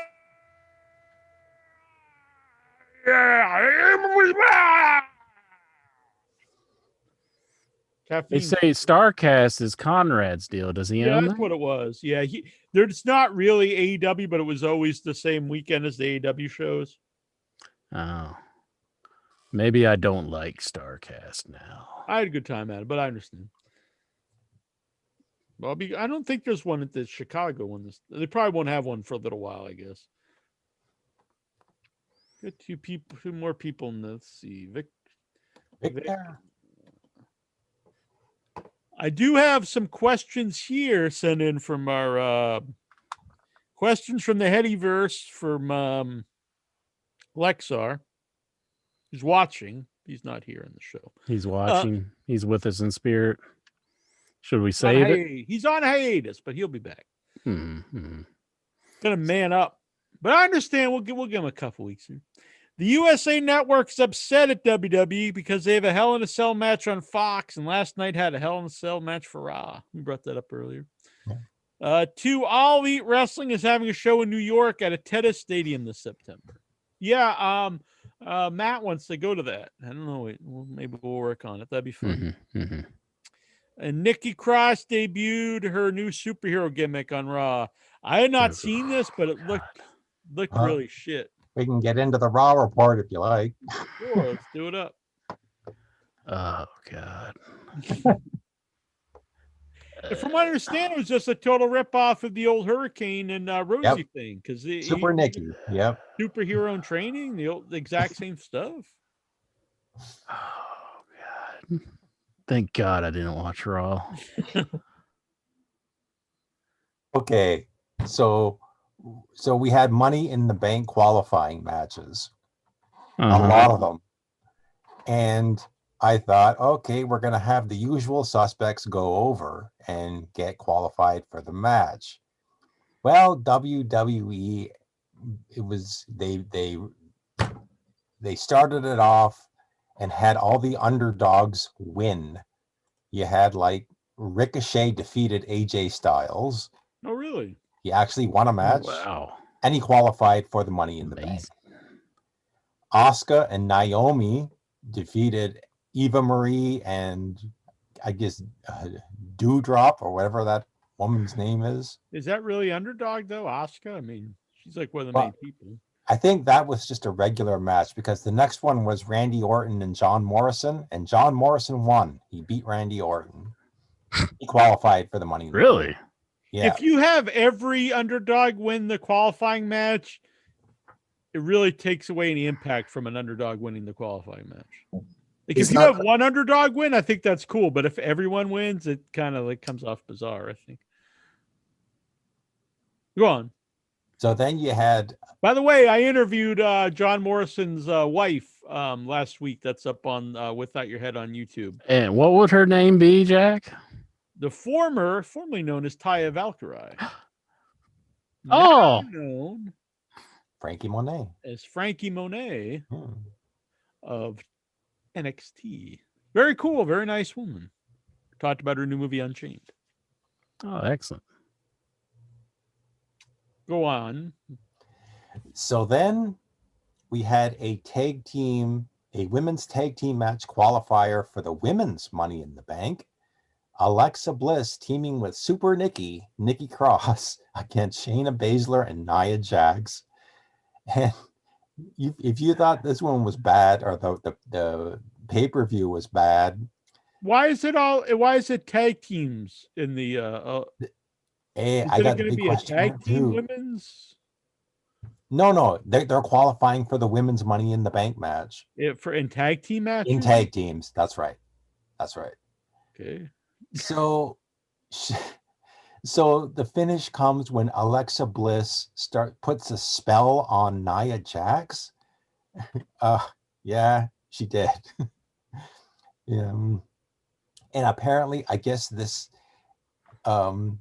stuns Shayna Baszler, and she once again she eats a pin with Alexa hits Twisted Bliss on Shayna Baszler and wins. So in this tag team match, Alexa Bliss and Nikki Cross qualify for 2 out of the 8 spots in the women's Money in the Bank match. WWE booking. Matt Riddle takes on Drew McIntyre and beats Drew McIntyre, and he qualifies for the men's Money in the Bank. So then I thought, oh, this is great. You have all these underdogs, Riddle, Ricochet, and John Morrison qualifying for the Money in the Bank. Great, fantastic. And then they announce, oh, by the way, next week we're going to have a second chance Money in the Bank qualifying match between AJ Styles, Randy Orton, and Drew McIntyre. And then it was like the air coming out of the balloon. because I just had this very feeling that one of these guys was going to win and become the Money in the Bank briefcase holder. Anyway, that was just my feeling when they announced that match. Well, first of all, they've done this many times in the past. I knew immediately before the Raw started they were going to do this. Yeah. And so of those three, Randy Orton, AJ Styles, and Drew McIntyre, Randy Orton and Drew McIntyre don't need it. I'd really like AJ to win it, but I have a feeling that Drew McIntyre is going to win it. Going to win the match and win the briefcase. That's just my feeling right now. So, it was just the only really. thing I'm just worried about is like we've only got a couple of weeks left. I'm just wondering how sold out this arena is going to be when fans are going to be returning, because yet again, this did make no sense when Rhea Ripley got disqualified just because of a gun table. I remember your post about that, Steven. And then all of a sudden, it's just going to be like another single match, no special match. This is going to be another friggin' fourth or third month in a row for this. No, And what Rhea's got to do is she's got to take Charlotte out to the table, pick her up, and slam her like Randy Orton does, and then dare the referee to disqualify her. They disqualified me. Go ahead, And then anyway, that just made no sense. I mean, like she hit her with a piece of table. So what? And one more thing about this, Steven, I want to get your opinion on this. Ever since she won the title, has she at all been treated well as a champion? Because there's nothing been building towards these past Raws. I would just say promos, that's all she's done. Matches have been lost many times, and I've not even seen her. Just because I'm not saying the build-up was anything big as we remember, but I don't at all think she's been treated as well as a champion to bring many memories when she's going to hold this title. No, I think they were just very eager to get her up from NXT, get the belt on her, and really no plan. Just keep the belt on her. And now they should have. Well, there's a lot of woulda, coulda, shoulda here, but yeah, I think you're absolutely right. I think there's just like even within a 3-hour Raw, she goes from babyface to heel to. Yeah. There's no plan. It's just like. Let's just throw all these people into a bowl, swish it around, and whatever comes out, I don't know. It's just like a Sid Vicious, for example. Like you never know if he's a heel or face. That's where she's going right now. Anyway, you missed the most important part about all of this Money in the Bank qualifying, and that was the backstage segment. You need to. Ooh. They had Jinder Mahal. And Jeff Hardy, Sheamus, and Cedric Alexander, and they were all complaining about why they didn't get put into qualifying matches. And when it was at the whole segment ended with Jinder Mahal was saying, if something happened to one of the participants that they couldn't make it, they wish that they would consider appointing him to one of the spots. So you know where this is going. I take your word on that. Yeah. Man, Jinder Mahal's back. Yep. He's been back a few weeks. Yeah. Really? Yeah. Excellent. I got to tell you, though, Rick, what's his name? Cedric Alexander. He's been cutting some promos recently, and it's probably the worst thing I think I've ever seen. Really? He is just so boring whenever he talks. And it's so, even Corey Graves made a remark about it. He was like, thank God that's finally over, this promo. Because he had this long ass promo on Shelton Benjamin, and it was awful. Are they fighting now? They were, but I don't know. They if were. Yeah. I don't understand. That was one of the few things I liked. And they split them up, and everyone's worse off for it. Yeah. Pretty much. It was best for business, Jack. They probably just don't like those guys for some reason. I don't think they like anybody getting over anymore. They're just like, let's just squash this. I saw Baron Corbin lost the kingdom. He's no longer the king. He lost it to Shinsuke Nakamura and Rick Boogs. One of my favorites. Have you seen this guy? Because I know you'd hate him. Oh, I know you would hate him. I know you would just be like, somebody kill this man. But you need to see Rick Boogs. Rick Boogs? Yeah, that's his name. Boogs, Rick Boogs. Boogs. Yeah, he has a guitar and he's pretty annoying. Like, I mean, Elias, he was the dude with the guitar for a while, but He's now my it's favorite for a Rick long Boogs. time. I mean, it's one of the reasons why I kind of stopped watching the show. It's like you get behind people and the crowd gets behind them and they never go anywhere. And it's like, why am I They're watching giving this? Jackson Riker, he was getting like a push there. Formerly Phil Shatter. Jackson Riker? Is that a Gunner? Yeah, Gunner. Former guest on the show. So Yeah. I was kind of happy to see him get a bit of a push. Huh. Is he still doing the same gimmick now? Or He cut his hair and he's got the beard, and I think he's trying to do more of a military bit because he brings up how he used to be in the military, which is true. they haven't done a military gimmick for a while, as far as I know. It's been a while. He'd be the new Corporal Kirshner or something. G.I. Bro, he was a pretty big military man. He's G.I. Bro. You a big He fan? came out with Bad Bunny. Oh my god. Oh my god. They had on the Ric Flair show the Bad Bunny? the Treasures Most Wanted. They're like, Uh-huh.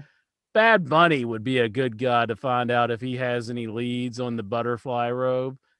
And they asked Bad Bunny where the butterfly robe was, and he goes, I don't know, Rick. Maybe it's at your house. Maybe you left it at some girl's place.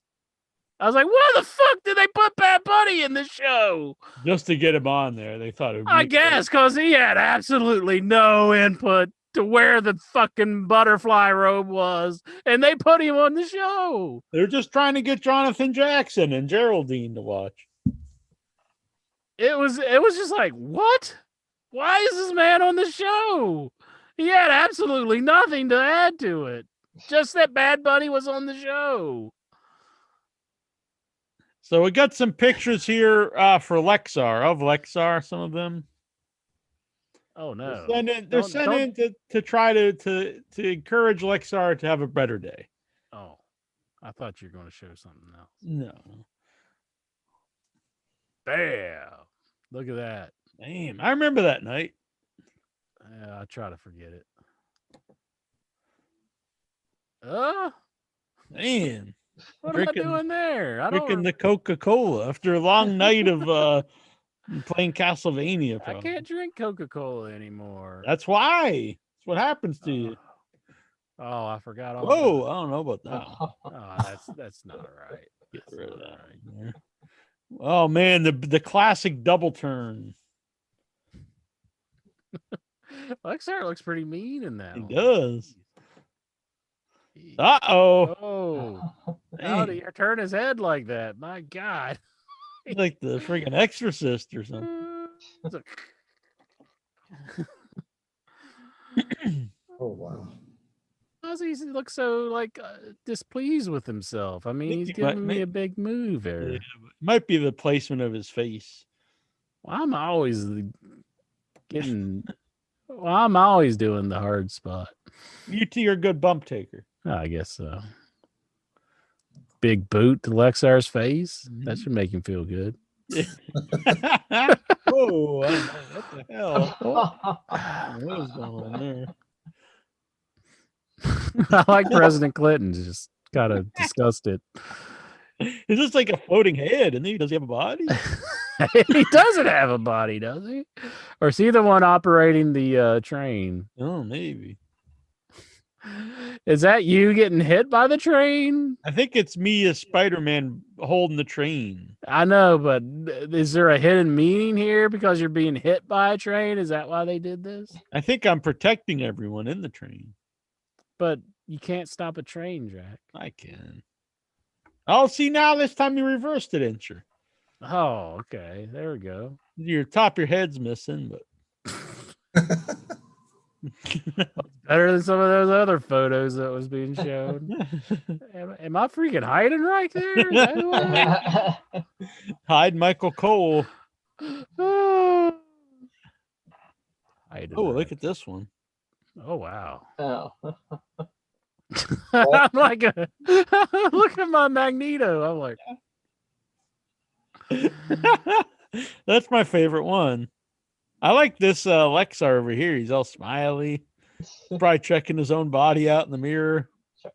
He's really happy when he's the women, I see. I will say though, Magneto, he's a hell of a pinball player. Really? Oh yeah, he can just tilt the machine. Mhm. Man, Lexar's looking pissed that he's giving you the pile driver. Looks sad. What happened to his neck? Like he took a couple pile drivers. He lost his neck. Maybe. I look excited though. Of course. The ref, all into it. You think Vince would like that gear if you had the hat on and all that? I don't know. Do you think he'd like the ref with sunglasses and stuff? Probably not. That reminds me to put up Dangerous Danny Davis interview from a few years ago. It's up on the YouTube now. And he talked about why he wore the long sleeve shirts as a referee back in the day. It's because he had a bunch of tattoos and Vince didn't want the referee to look tough and have tattoos. Hmm. So he had to cover him up. Nowadays, everyone's got them. I don't know. John Brown says talk about Janela, but I don't know what's going on with him. He's just got himself in really good shape, and everybody made fun of me that he was going to be like this big star on AEW, and this Frankie Kazarian, he's not going to be anything. Meanwhile, he is the elite hunter right now, and where's Joey Janela? He's going to come back all ripped. Where's Joey Janela? I don't see him on the program. Getting all ripped. They say he's working. He's doing a Proud Boys gimmick on Twitter. Oh, is that coming what he's in doing? with a mitten. Well, needless to say, looks like I was right. I will say I'm not a fan of Kaz on the mic. Not very good promos.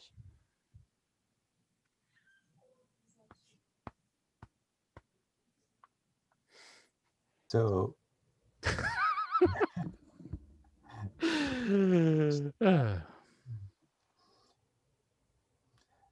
He all worked the Proud Boys gimmick on Twitter. I don't really even understand Proud Boys. They just wear nice shirts and they're proud. I don't understand that whole thing. I don't keep in touch with the news. Maybe you could go join it. No, I don't. Is Mitten in it? Yeah, he's a big member. Is he a big member? Well, I don't know if I want to be in anything that Mitten's into. Anybody who would be submissive and be your young boy, I just don't know about. Yeah, but it's only to someone that's superior. I mean, and I even told him, have some respect for yourself. So he joined the Proud Boys. I don't know if that's showing a lot of respect for yourself, joining the Proud Boys. I don't know. What is a Proud Boy? Like, is it That's like that? Is it like that big fat thing on for the Frenches? The big boy? Is it something like that? No. He looks proud that he's got that big burger. He's like, Is that still? Do they still have that? I know they've taken away a lot of mascots. I think there's one down in Ironton, close. Yeah, I to don't have any. Ironton, Ohio. Yeah. John Brown, he took a council. He went to a council meeting and took pictures with Drake Younger. I did see Drake Younger. He's really into that stuff.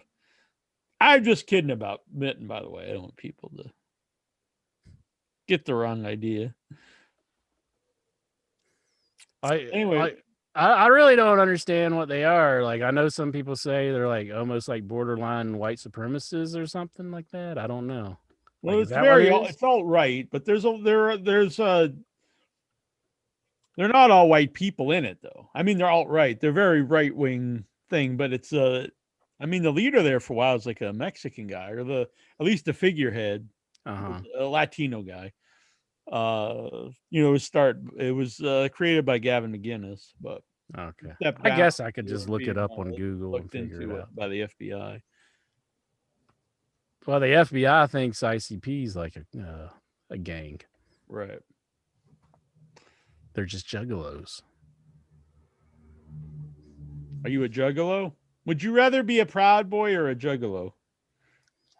Well, I know what a juggalo is, and Fago root beer is pretty slamming. So I think I'd rather be a juggalo.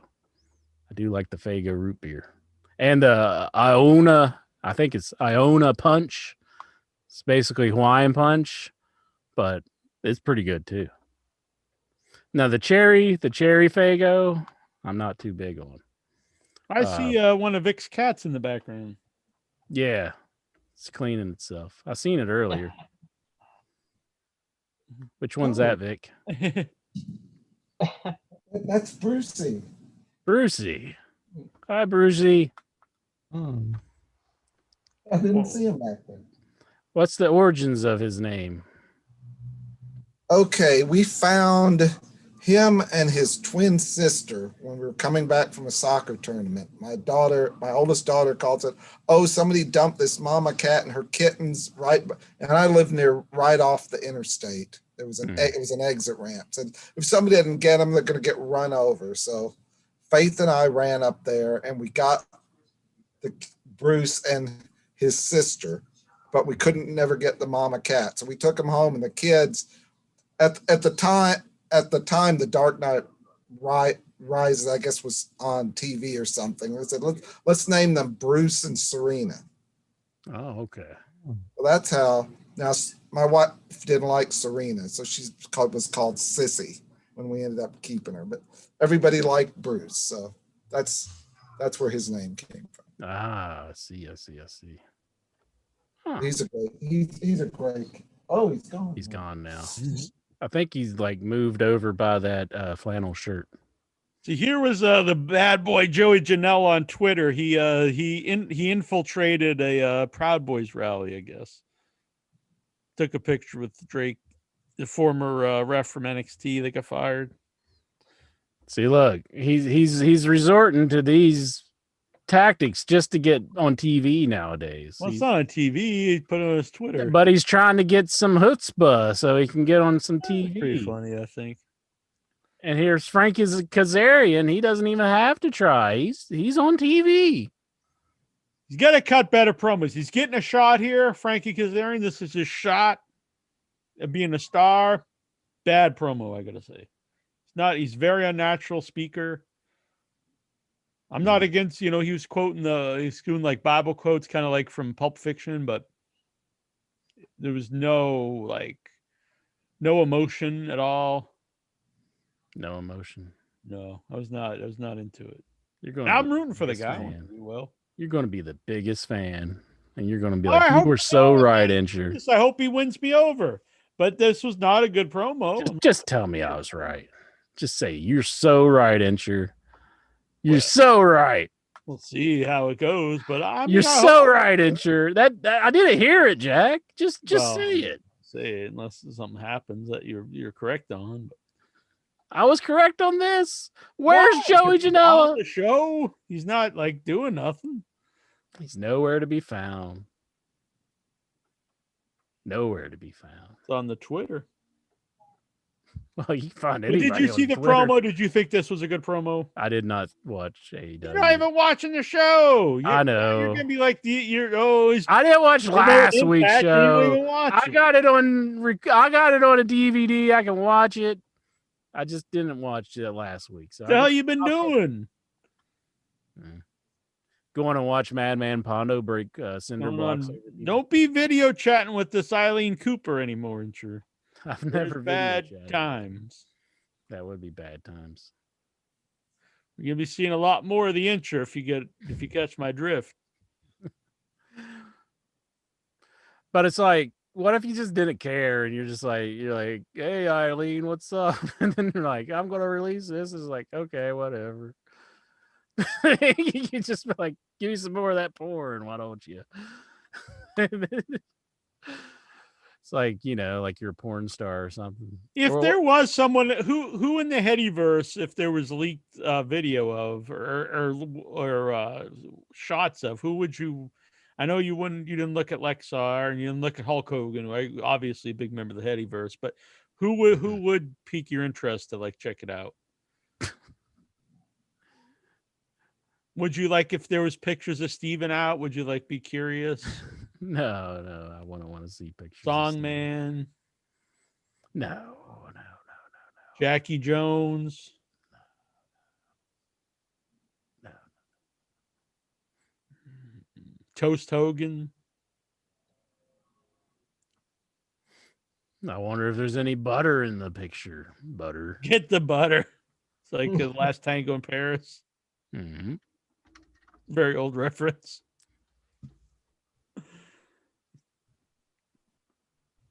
Jimmy Jam Sr. You the one, that's the one you want to see? No, I was reading something in the chat room. Not Jimmy James. I was reading what Braves was saying to Al Wolf in the chat room, and I was just like, I'm just nodding right now. I didn't know what, but yeah, sure, Jimmy Jam Senior. Whatever. Jujubee, that's who Brains is saying. Golgo's saying Rouge. Rogue was actually the name. She left Facebook, I believe, Rogue.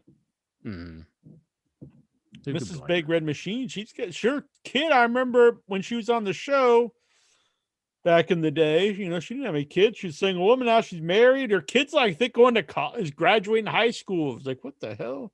Jeez. You're like old man here. Makes me feel old. Exactly. Mrs. All right. Red Anything else Machine. there from Raw, Mr. Butler Stevens?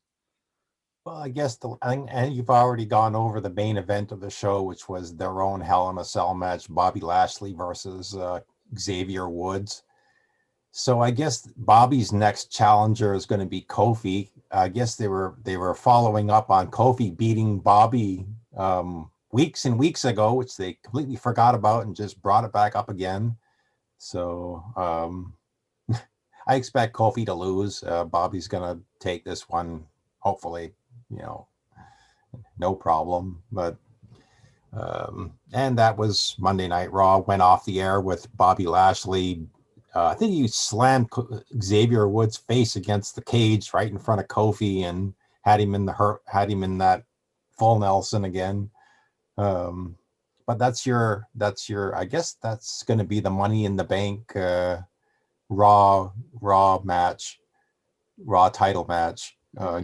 So, but that was all from Monday Night Raw. Again, I'm kind of the air is out of my sails because I think that I was expecting something new, something different, and I just have a sneaky feeling that it's going to be same old. I'm calling it now, unless something different happens. Drew McIntyre is going to hold this year's Money in the Bank briefcase, mainly because they're too lazy and they don't want to push somebody different. But I'm just being cynical right now, I guess. Well, I mean, I get the idea you want to push Drew McIntyre, but no, the other three guys. I'd rather the other three guys, and of the other three guys, like I said, Drew doesn't need it. Randy doesn't need it. I'd give it, if you're going to put it on a Raw guy in the match, AJ Styles. But I mean, does he need it either? He probably doesn't need it either. Push a main event guy as much as the other guys.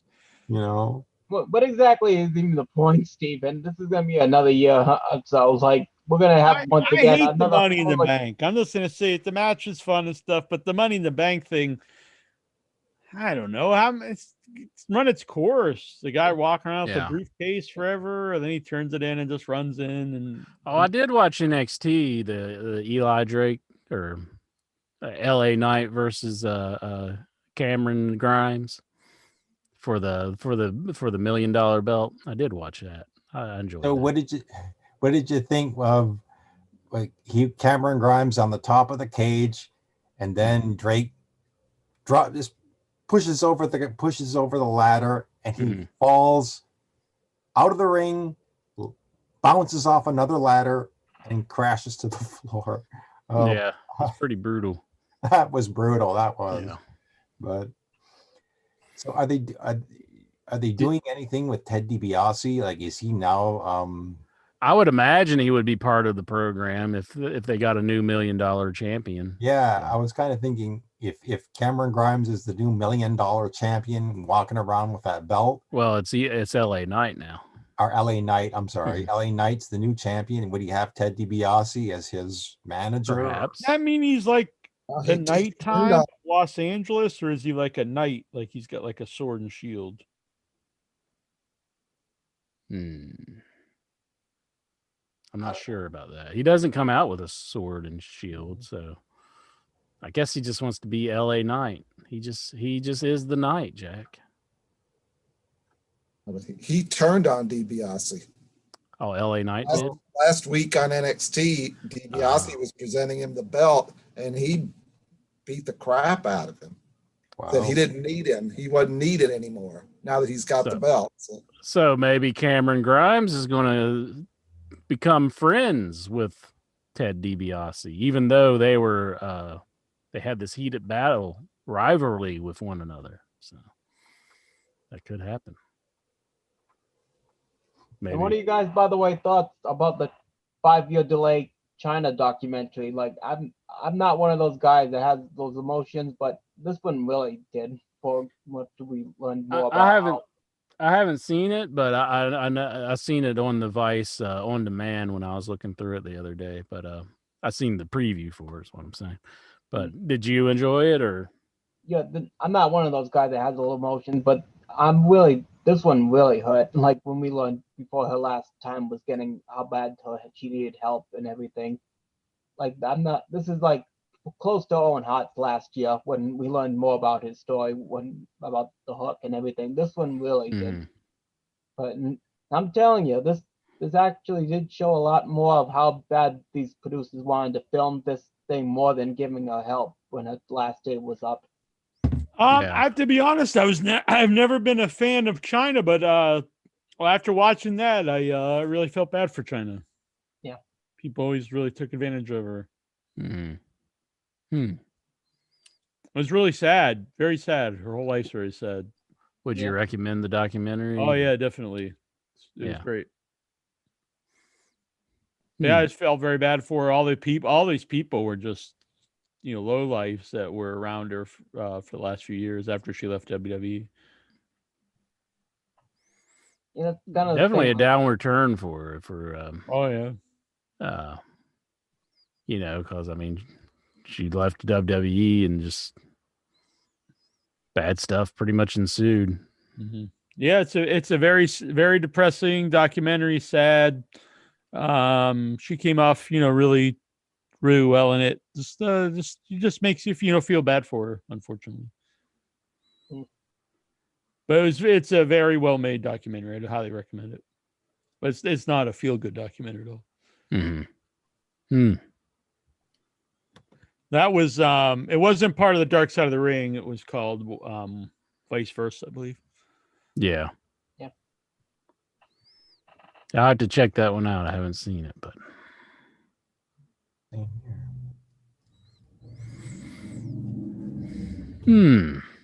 well, anyways, are we going to watch it? Is there any big wrestling shows coming up?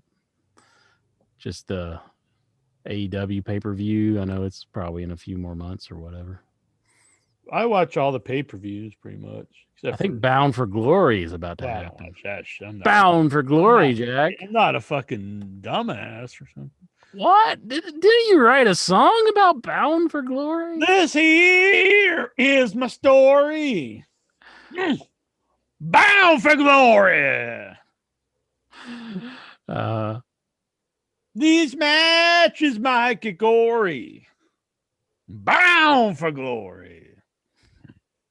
Our women here are kind of hoary. Jack. Bound for Glory.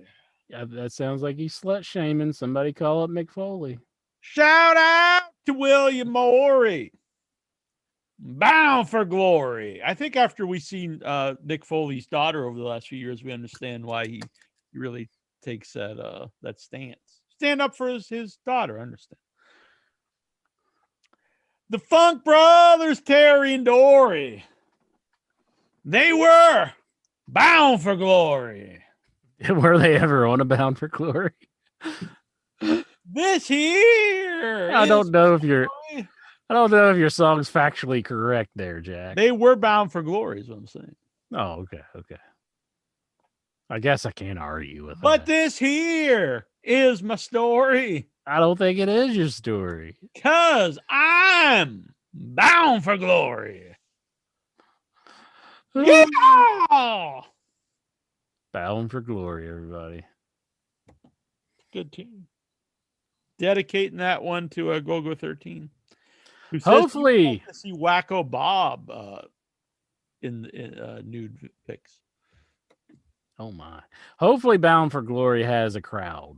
That's what I'm hoping for. I bet Wacko Bob's in the Proud Boys. That kind of seemed his deal. You hope there's a crowd for Bound? Yeah. Yeah. Hope there's a crowd. I don't get it. Like they tease you like there's a crowd, and then they go back to these, the Thunderdome.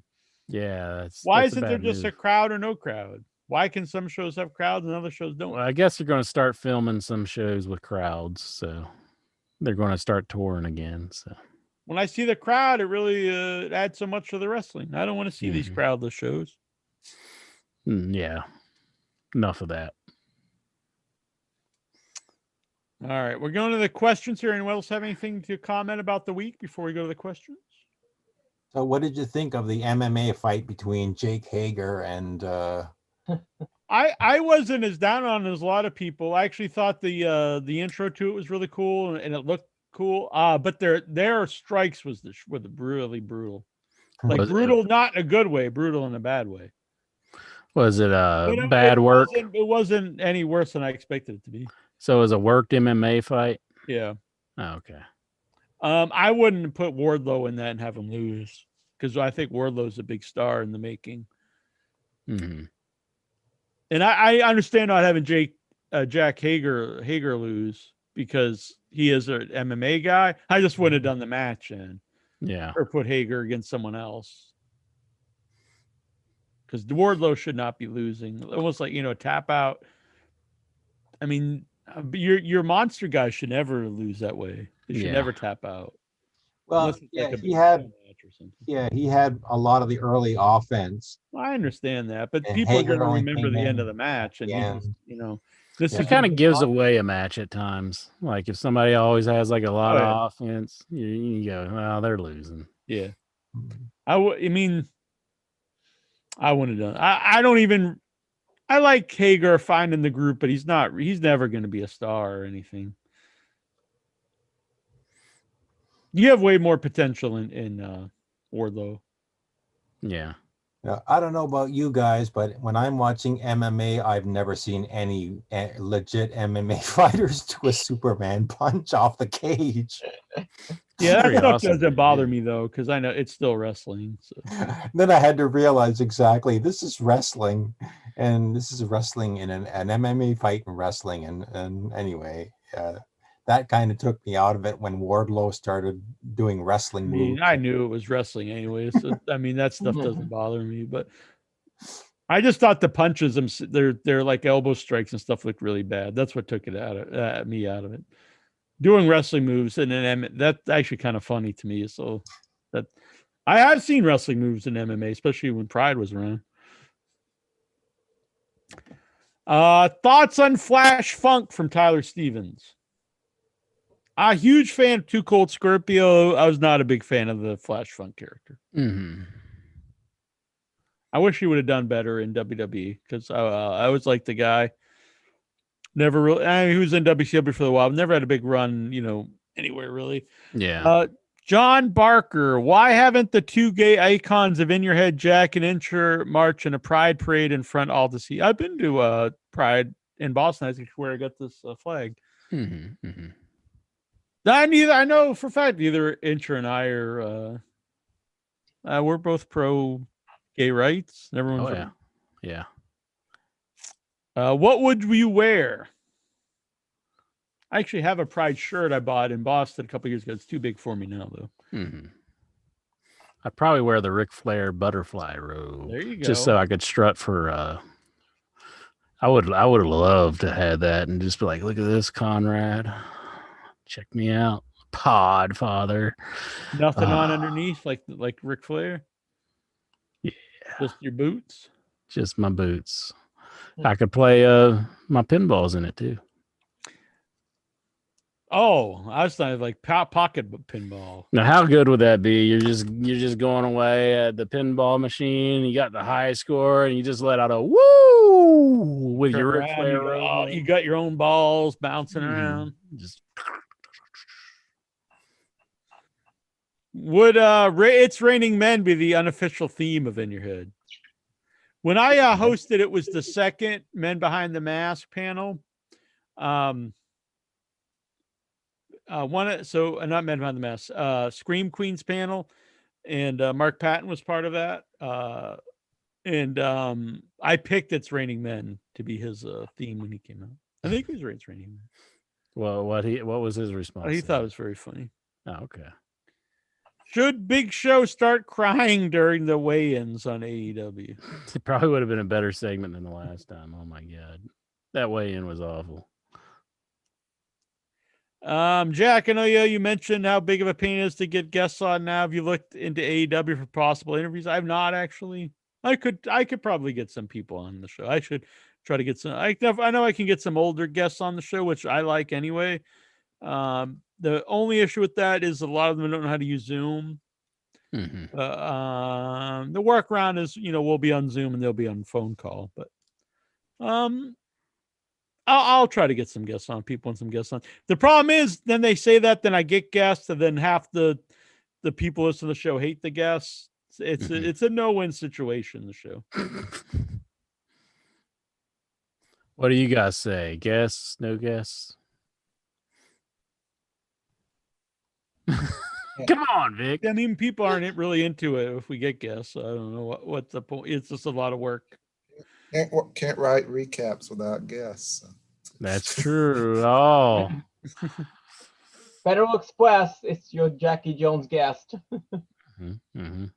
Ask the chat. Do you want guests on the show? I mean, I know I can get some legends on. I mean, you could write some things, but I don't know how you're going to explain like the whole and the recap about Lexar and getting on the webcam and having his photos leaked out and all that. I don't know if like PW Insider would want to put that on their site. I know Vince was saying he passed out, he didn't tap out. I get that, but it's basically the same unless you really do it like they did for Austin versus Brett.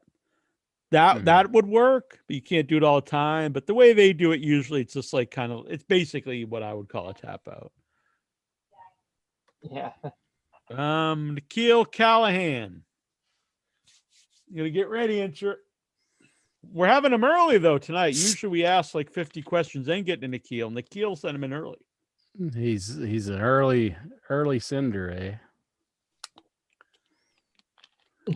Now loosen up. Kill time.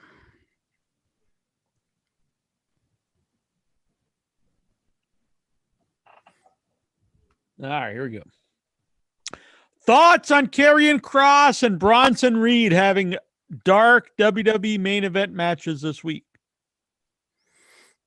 I don't like Bronson Reed. I don't know who he is. It's not mine. I don't like him. I just don't see why he is the champion. Who is this guy? He's is he New Zealander? Where is he from, Steven? Bronson Reed. The hell do I host this show for? I don't even know who anybody is. Yeah, I know he's a champion. He's a big fat ass. Yeah, he's a big guy. I didn't want to say that, but that's fine. I mean, I like big fat wrestlers.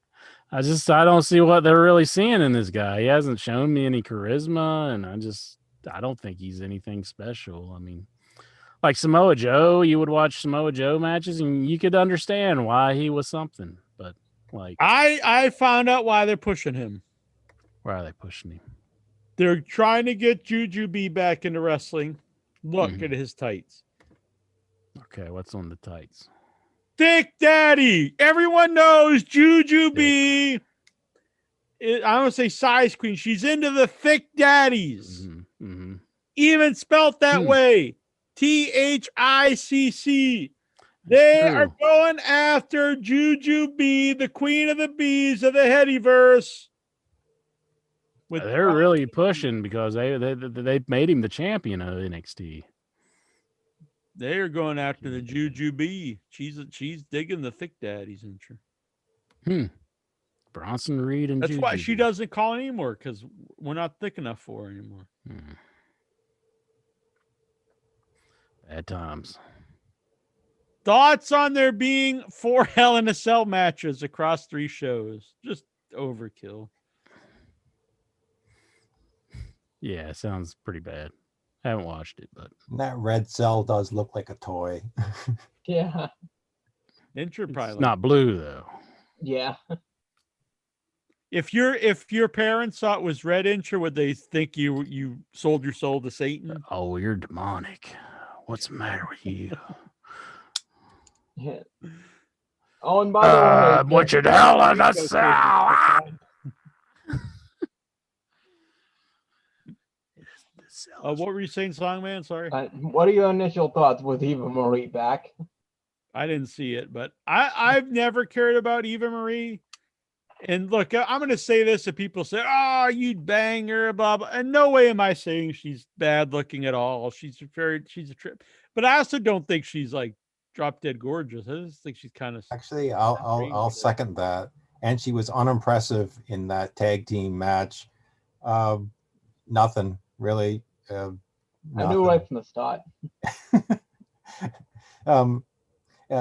It's kind of like, well, she'll be gone in a few weeks. They'll just get tired of her, and I didn't understand. I'll give them a little credit, not credit, but because I saw people saying that her partner's called Dewdrop, and this is like a word that means lesbian. I mean, maybe it is. It must be at some point, but I don't necessarily think WWE knew this because I'd never heard it. So I doubt like Bruce Pritchard knew of Dewdrop or anything. I mean, maybe they do. I don't know, but I'm just saying they might have just thought it was a good name for her and didn't know that on Urban Dictionary that it could also I mean, you could look up just about anything and find some type of meaning for any name. Yeah. So, I mean, they might have known. I have no idea, but doesn't Sami Zayn mean something? Like, yeah, wasn't it a hidden meaning? I think it meant his old name. Oh, but I mean, did they hint that the big woman that Dewdrop is like is a lesbian? I think she just wrestles Eva Marie's matches for her. Because like Eva Marie's supposed to be like her mentor or something. So what's the angle here? I mean, I didn't watch a show. I don't watch. Just that like Eva Marie is just pretending to be like this great superstar, and she's like mentoring this person, I guess, but she's scared that to really get. It's like the last season of NXT when it was on a TV show when they had the mentors. Kind of. The Miz was the mentor for Daniel Bryan. Well, the mentoring may have lasted 1 week based on last night's results. So. Yeah. So is it maybe she'll have a different person each week? Maybe. Yeah. I don't know. I'll actually be dead, and I have a feeling they're gonna do this once again. One more shot for her because she got screwed. Let me ask you something, Jack, before we get to some more questions. OIB. What do you think about this? This is so you can have hands free. You can look at your phone. Why is this what got Lexar in trouble? No. Maybe, I don't know. Maybe Lexar has one of these. Is this so you can use both hands while you're talking to me? Yeah. So I can just look at stuff. Like, is this really necessary? Like, what is? I don't know why you need it for. Hands free, buddy. This is the best thing ever. Let's see. I can pull up the show right now. See. I can watch this. This looks Right here, you like. so. I'm not trying to be mean, but it almost looks like you're somebody that's like a paraplegic or something. Oh, well, that's not a good look. Hands free, buddy. Yeah, This is really the best thing Gary. ever. Let's see. I can watch this. This looks like. I'm not trying to be mean, but it almost looks like you're somebody that's like a paraplegic or something. I sound good. Whoever was talking there, his voice is really very manly and if I was a gay man, I would be totally into that guy. It was just, Let's see, let's see. Let me turn the audio up. somebody that's like paraplegic. How do you do this? I sound good. Whoever was talking there. Everybody meet my son. Hello, Grandpa Vic and his grandson. I was a gay man, I would be totally into that guy. Very cute. Nice. Just like that. His name is Cosmic Charlie. Oh, hello. Thank you. What's the cat's name? His name is Pablo. Pablo. Pablo Escobar. Oh, it was after Pablo. Now, what do you use this for, Incher? So you can have hands-free. I get that, but for what? Like, why do you need to be? Why you just like lay there in motion? So you can just be like. I don't understand. I'm not trying to. I just don't understand why you need it, though. You can watch YouTube videos, buddy. But can't you just watch them anyway? Like if I want it, I could have the chat right here. So I don't understand. That would come in handy. it would, yeah. See, because it's handy because you ain't got to use any hands. Handlessly. So you could look at the chat while you're on the air, and you wouldn't be looking down I all look the at time. the chat anyway. While I'm Mm-hmm. I have two screens. So I'll have two screens. Right. I guess. Do you take selfies like that, or? I could if you want. So what do you use it for, though? You're obviously not using it for the show. To watch videos on YouTube. But can't you just watch them anyway? I don't. So what are you doing? Why do you have to have that to watch videos? It's a good way to avoid Nikhil's questions. We're still gonna have to get to them, though. But why? Why? I didn't want it to flash on me. Videos on YouTube. What are you trying to do? Take a picture of me? I'm trying to Put it take on? a picture of my setup so you can see what's going on here. Oh, okay. It's a good way to avoid Nikhil's question. That's a funny man right there that just said that. Debatable. Hey, you always laugh at my jokes. I'm kidding you. At least you used to. Aw, I love you. Sure. I love you too, bitch. I'm gonna go post this on In Your Head, then I'll share the picture. Maybe if I had this, I could just sit here and be like, exactly. But you still gonna You're going to learn to love this You device. need like a tube that you can blow in too, so you can just sit there, just not move, and just blow into a tube. No. You don't want to. No, you want to have some movement. It just looks like a excuse to be like as lazy as can be. Well, think about it. All right, you're watching Impact on your phone. See, I would never do that though. I'm anti watching things on my phone. I would never watch like something on my phone. That's like that would be the last resort. Like a program or something, I would never do that. I don't even like to watch it on like. Would you want to sit for an hour and a half with your hand like I wouldn't do it. I wouldn't. I'd watch it. What on if that's the television. only screen at your disposal? I would watch it on the TV or just not watch it. But what if that's say you're on the bus or you're stuck somewhere? All right, that's I would just listen to something. But You could I be would riding on the bus. traveling on the bus or a plane. I could see it, And you but can then just be like I would feel like a jerk. right there. Mm. You want to eat some fries or something? You just go. It's right there. Not allowed to eat on the bus. You're not allowed to eat on the bus. Not on the bus I take. You're not allowed to eat or drink, which is really weird because the new bus they added they added like a tray and a drink holder, even though you're not allowed to eat or drink. So I don't know what you're supposed to do. But see, there's my setup for the show. And I'm one of those guys, I don't take the stickers off my laptop. Oh. Oh wow, you probably get your serial number off of there. Nah, it's underneath.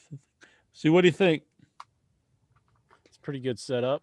I'm in my basement, as you can see. I think you could improve it if you could get one of these. Just put what if just put the extra screen, and then you could, but then you'd be watching the show, and it would be like, so you know, welcome to In Your Head. Hey guys, this is Jackie Jones. You wouldn't even see me. You just see like something in front of my face. Steven just showed the head. All right, Jack. I'm selling you on this right now.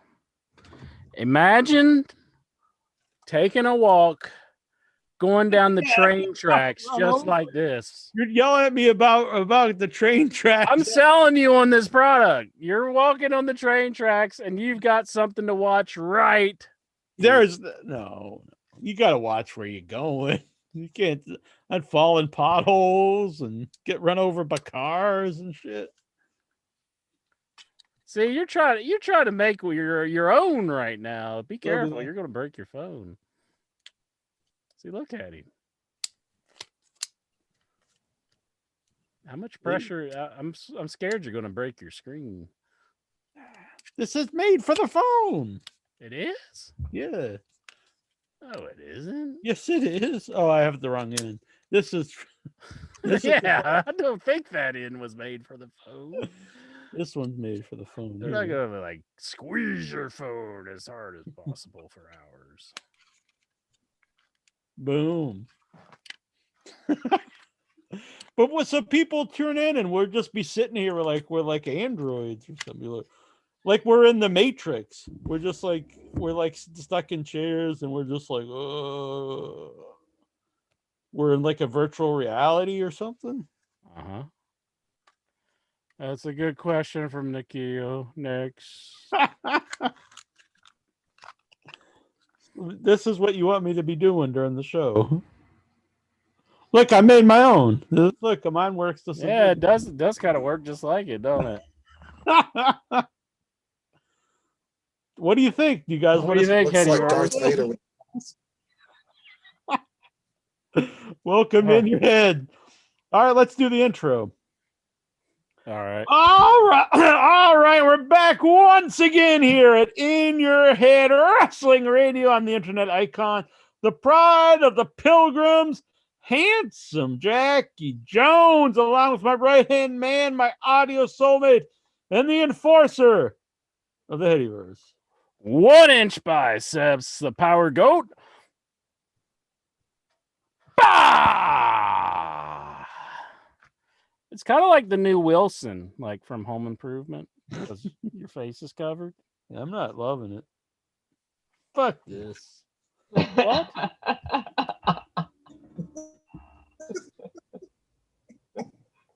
Hands free, Jack. Got to be hands free. Hand free phone viewing. I don't know. The only way I'll give you on the bus. Maybe that would be all right. Or if traveling on a plane. Oh, definitely when you're in like the presence of other people, you got to have that on. I mean, well, I'm not someone who really. People kept asking me if I was hot yesterday because I wear knee-high socks, but I have to wear them after the surgery. See, like, look, I'll do like the person on the box. I'll be like.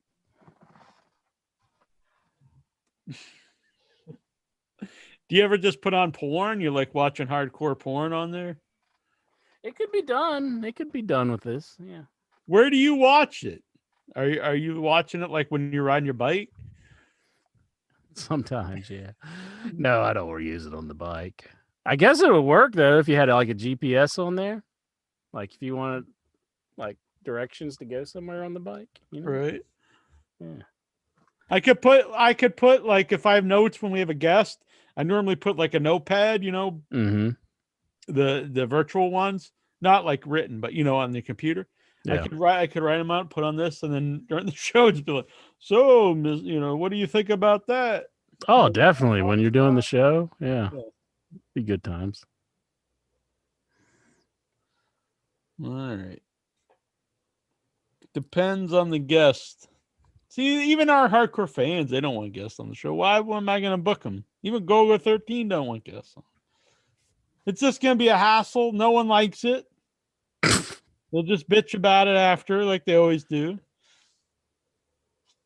I mean, when they can get me just talking about my hands-free cell phone holder. Playing thing. shows get more views. What the hell's the point of it? All right. Question number 3. Oh, jeez. It looks like 8 superstars in the men's Money in the Bank. Out of the SmackDown roster, who would you include? Participants so far: Ricochet, John Morrison, Riddle, and a qualifying match next week: Orton and AJ Styles and Drew McIntyre. Can I go with Braun Strowman? No, he's left the company. He's fighting animals. He's fighting like elephants and stuff now. He's fighting elephants. Yeah, did you see this on their face? He's like fighting an elephant. He's fighting an elephant. Yeah, now he's like my new favorite wrestler. I was like, this is pretty badass. He's like fighting a tiger and stuff. He's fighting tigers. He's either fighting him or for fucking him. I don't know. Oh my goodness. They're making love, I should say. Let's make love to an elephant. Mm-hmm. Oh, I do not endorse this. whoa. What? I think it's okay if the animal's bigger than you. Like, if you're having sex with like a rabbit, like it's obviously like. I don't think there's any part of this that is okay, and I'm a little uncomfortable being in this conversation. Well, like if you're banging an elephant, it don't. It's like a fly or something. Jeez, you want WWF coming after us? Oh, here's something too. Speaking of Lars Sullivan, he's going from bareback to bare knuckle fighting. It's a weird progression this guy's had in his life. Gay porn, pro wrestler, now bare knuckle fighting. I don't, let's be honest. Your life is never on the upward trajectory if like your next move is bare knuckle fighting. Like, I don't think that's like a good life choice. Has anybody like changed after it didn't work out good for Dynamite Kid. But like, is there anybody who's come from the world of bare knuckle fighting and like really made something of themselves? Bad News Barrett. Okay. I don't think he ever really was. It just said it. Are you saying the man's a poser? Got some bad news for you. Oh, here we go. I'm afraid I've got some bad news. So you tell me what's going on here. All right, let's see it.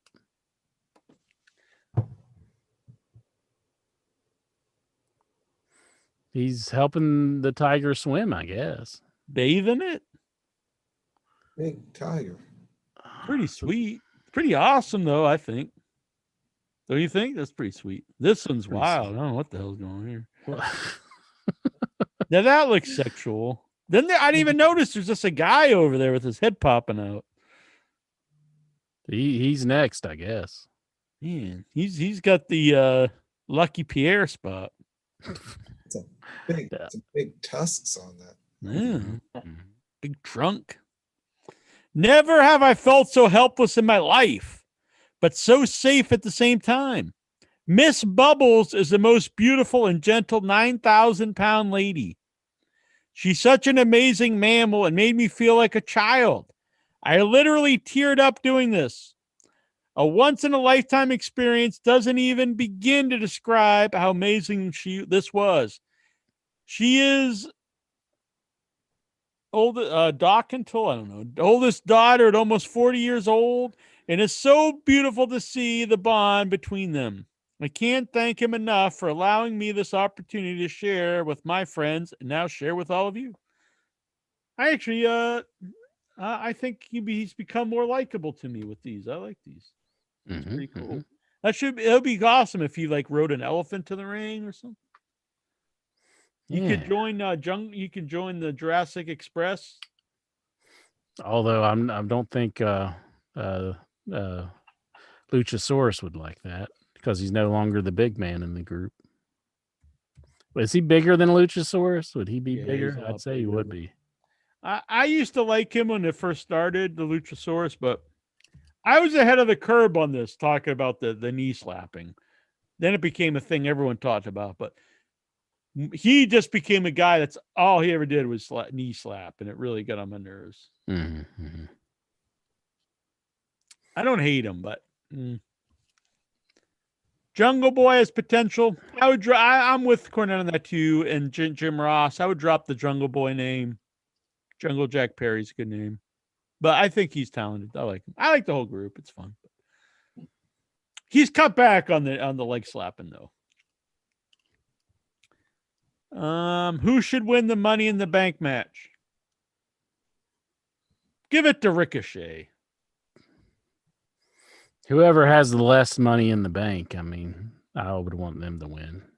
Then he can join the group of guys who won it and cashed in and lost.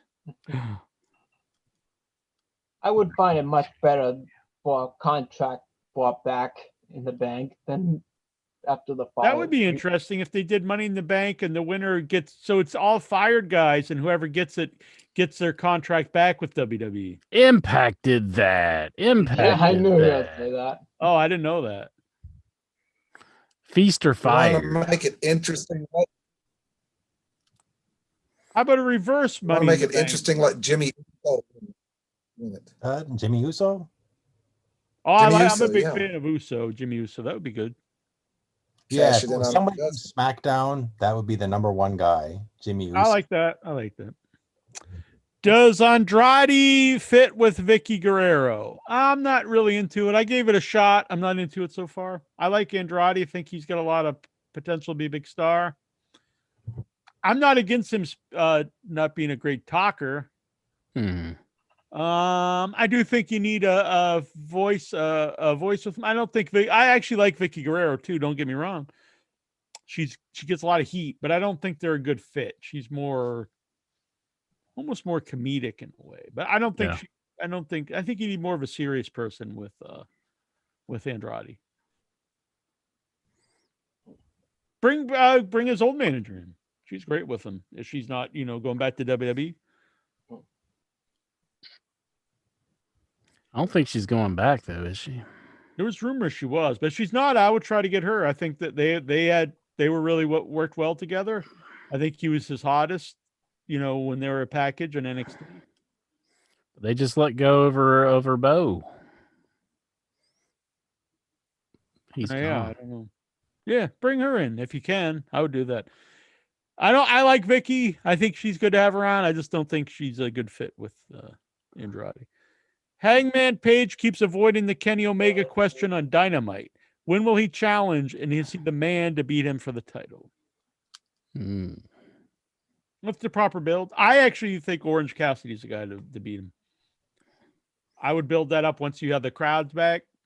Build it up for a couple months. That last pay-per-view, I think you've got some money there. The crowd was so into Orange, and they were so heated against Kenny and Cyrus. Don Callis. That's the match for me. I feel Dynamite is still good, but they're holding of new stories until the move. We mentioned this earlier. I think it's kind of a no holding pattern, which I don't know if is smart or not, because you don't want to lose your fan base either. I know people aren't watching the show as much. That always happens when you move stuff. Yeah. Friday night's a bad time. It's like real late. I don't even watch it 10:00. live a lot of times. I just, record it. Is it on Friday this week too? Saturday. Either Friday or Saturday. I have it set up so it'll just record whenever it is. That's another thing people don't think about. Just because they're not watching it live doesn't mean they're not watching it at all. So if you do put on, shows that you don't have put a lot of effort into, you might think, oh, people aren't watching this. They're not watching it live doesn't mean they're not watching it. You know what I mean? Who's winning, Kenny Omega or Jungle Boy for the Title is Saturday. I don't think there's any shot Jungle Boy's winning it. Oh, it must be on Saturday this week. Saturday Night Dynamite. I think that'll be a good match, but I don't think there's any shot of Jungle Boy winning the title. No shot. No chance in hell. No, I don't think you should either right now. Will you buy the replica AEW World title for $700 and wear it around town? Nope. No. 700? Aren't they? How much are they normally? I don't know. I think that's what Matt paid for his. Okay. It is nice, and I'll say Matt has one. It's very heavy, like very, very heavy. No, I don't think I'll be buying one. What's your thoughts on the tag team Scorpio Sky and Ethan Page? I'm not a big fan. I don't think they gel well together. They haven't really done too much other than like the going against Sting. I mean, but like they haven't really shown their personalities with one another that much. I mean, they have had promo here and there, but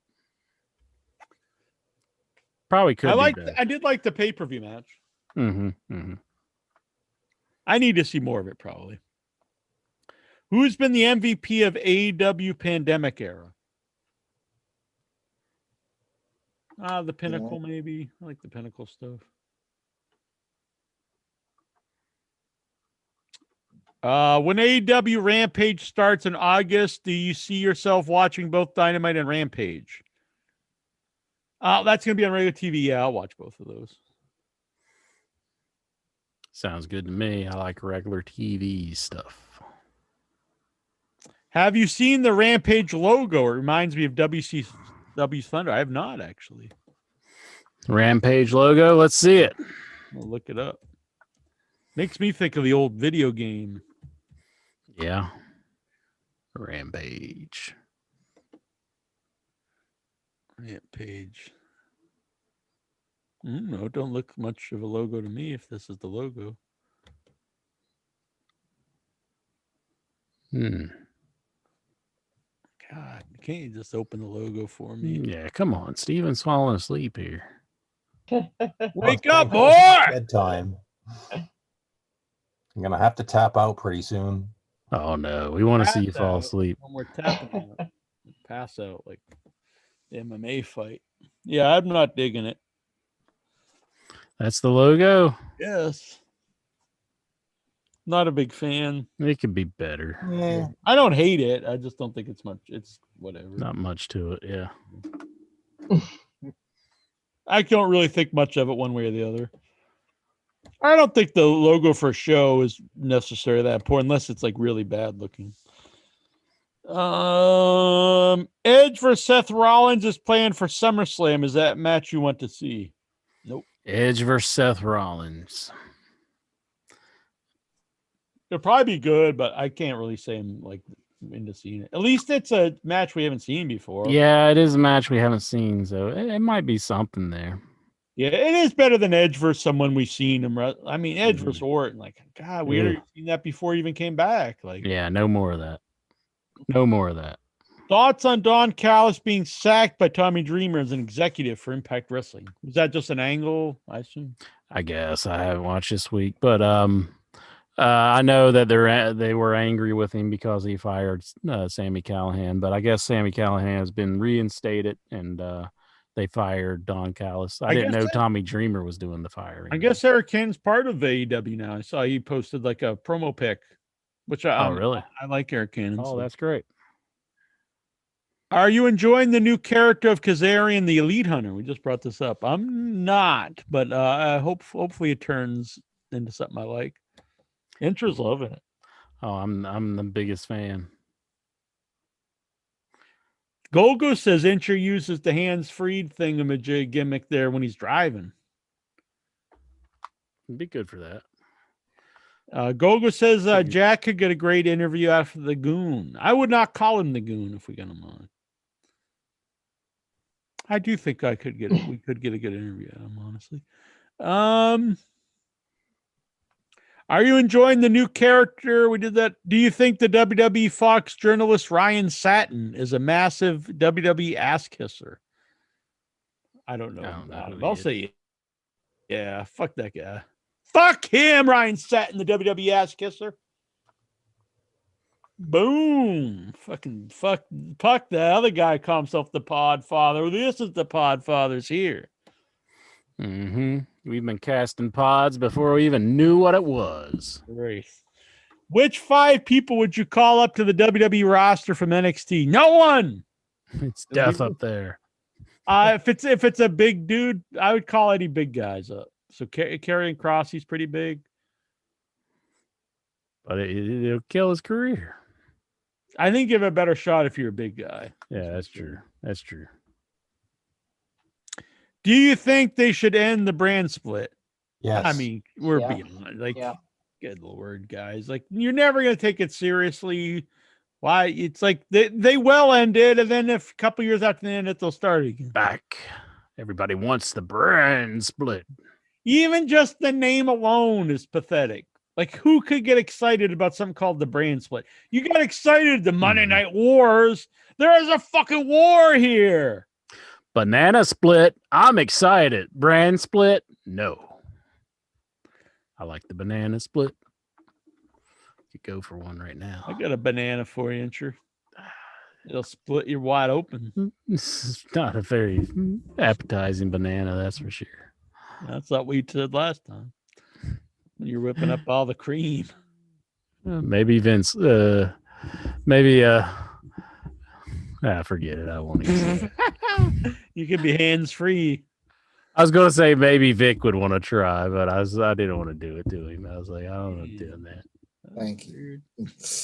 But I said it anyway, so The married man. never stopped it before. Like Favorite WWE pay-per-view in the Thunderdome? None of them. I don't know. I'm sure there's a couple we liked. I don't remember. that one, that was pretty good. Yeah. Yeah, the one with the people in the I ring. like was it No Way Out? Armageddon? I don't know.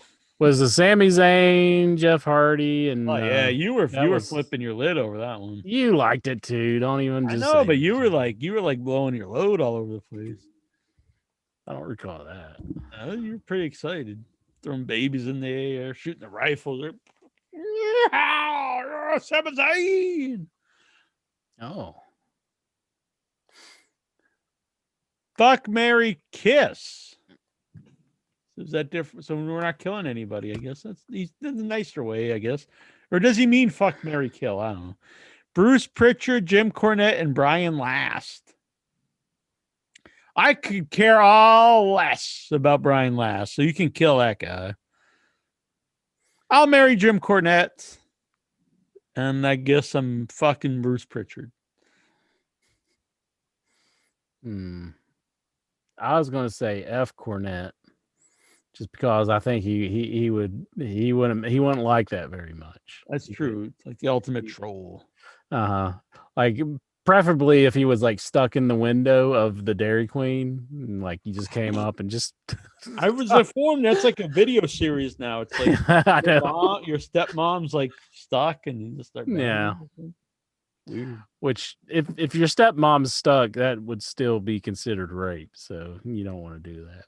But I'd say, and then Oh, she's my stepmom. who was the other ones? Bruce Pritchard and Brian Last. I'd kill Bruce Pritchard. And I'd marry You would Brian marry Last, Brian and Last? we would live the happiest times together. Yeah. I don't know. I don't know hardly anything about the man. I just know he's kind of annoying. That's all I know. Rome Williams. Which wrestler made you dislike them that you liked pre? So which wrestler did you like before you interviewed them? Then you didn't like. Could you them? imagine seeing Cornette's head like stuck through the Dairy Queen window? He's just like, "Ah! What's going on back there?" That'd be pretty funny now you bring it up. It would be very perplexing. I bet he'd be cutting a promo the whole time you're being butt raping him. Probably. That'd be pretty awesome. And he couldn't do anything about it because he's stuck in a window. Exactly. He sold me on this idea. Could we upload this? I don't know. Would that get kicked off YouTube? Probably, yeah. I could just see him like just so angry because they're not getting his burger out to him, and then just what the hell? Oh, that would make a good video for Lance Storm and Jericho. I don't know about this. Could you imagine Lance Storm watching something like that? Some hillbilly just came.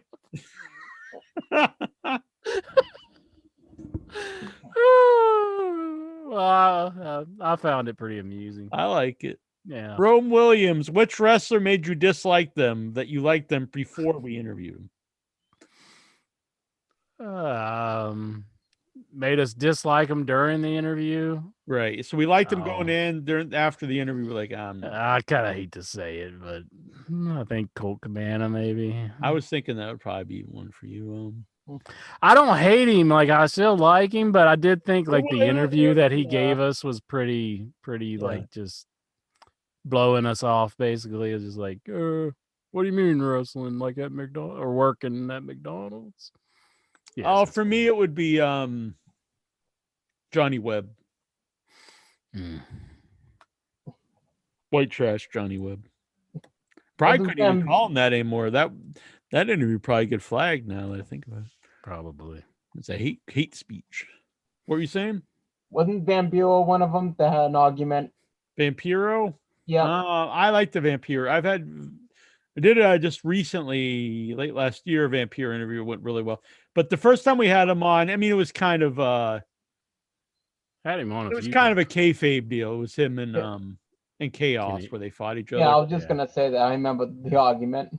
But I thought it was fun. Yeah. I think he might be it. No. Oh, man, that Intra's this is almost the same as if he gets caught in a window. You don't want to be around Intra. You slept in the same room. You know what goes down. That's where you learned it. You're like, man, I'll never sleep around. Oh, see, he can't be on the bottom on any joke. He has to flip it around. He's like, oh, he's so resistant to it. You want to catch me in a window now? I bet. Probably a dream of yours. You just inserted Jim Cornette in this. Why would you be stuck in the window though? Like, what would you be doing? Like getting raped, apparently. Before that part. Like, why would you be going through the window? Because Melissa Etheridge told you to? Melissa Etheridge from the song? I thought that was like a reference, like I'm a huge Melissa Etheridge. Come to my window. Give myself a pat on the back for that one. Oh, I'm cracking myself up with that one. Who casts better spells in wrestling, Alexa Bliss or Henry Winkler? Oh, you gotta play the video. Well, I can't play a video on the show. Oh, you can't play it? Oh, okay. I could, but it would probably get flagged. Oh, okay. I appreciate it, but they're very sticklers. Even though they tell you can, sure, but it always gets flagged.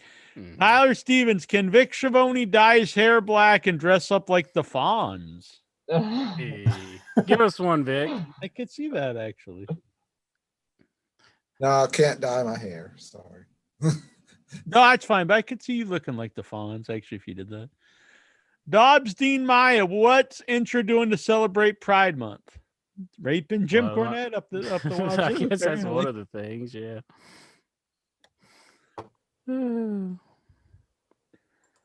Okay. I don't know. Maybe I'll put on one of the greatest albums ever made. It's Goodbye Yellow Brick Road from Elton John. What characters from the 60s and 70s TV shows would you like to see as wrestling characters? I think Archie Bunker would be a good manager. Good sitcom character. Sanford. That would be good. Jeff. Maybe like Kramer, or does it have to be from the 70s? 90s, yeah. 70s. Well, he 60s and 70s. It said 60s and 70s. Maynard G. Krebs. that works. Yeah, That'd Work. be weird. There's like a. he's kind of like Orange Cassidy. Maybe he would hang out pretty good with Orange Cassidy.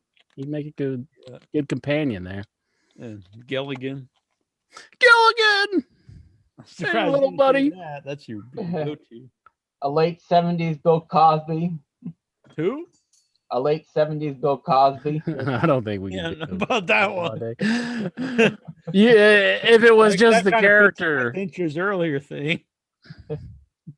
Oh, you got the Jello pudding pop. And that would get heat. How about He's, Jet- he's, he's like, giving drinks and stuff to the divas. And Yeah. I'm going to mentor you, young lady.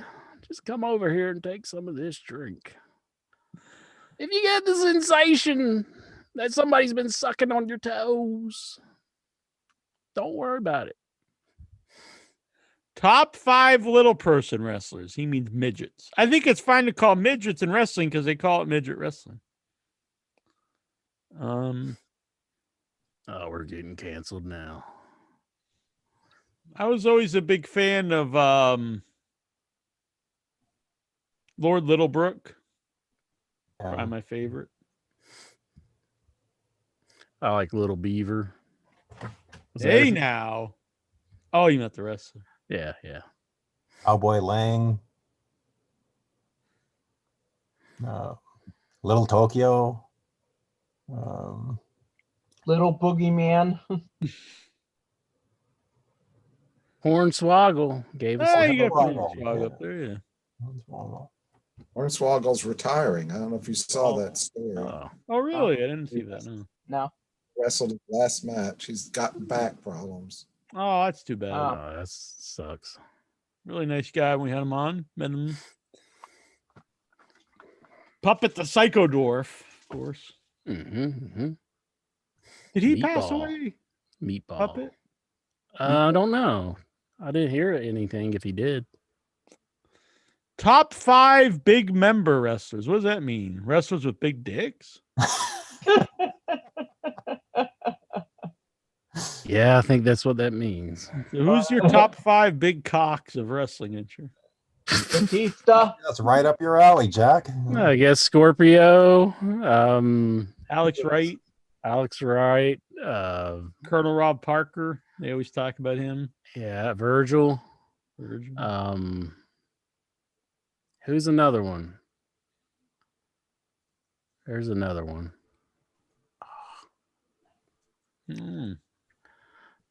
Raven, on. I think they say. They say Ray. Well, he was a dancer for a while. Yeah, we got 5. We're good. That's good, yeah.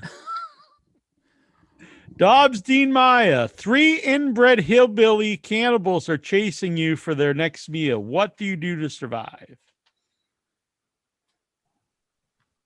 I say, Incher, we've been doing the show for years. Don't eat me. I'm hungry. I'm going to eat. If you were hungry your- enough, would you eat a human being? No, I don't think so. You never really know till you're in the situation, though, right? But let's let you miss like lunch. Would you just eat somebody?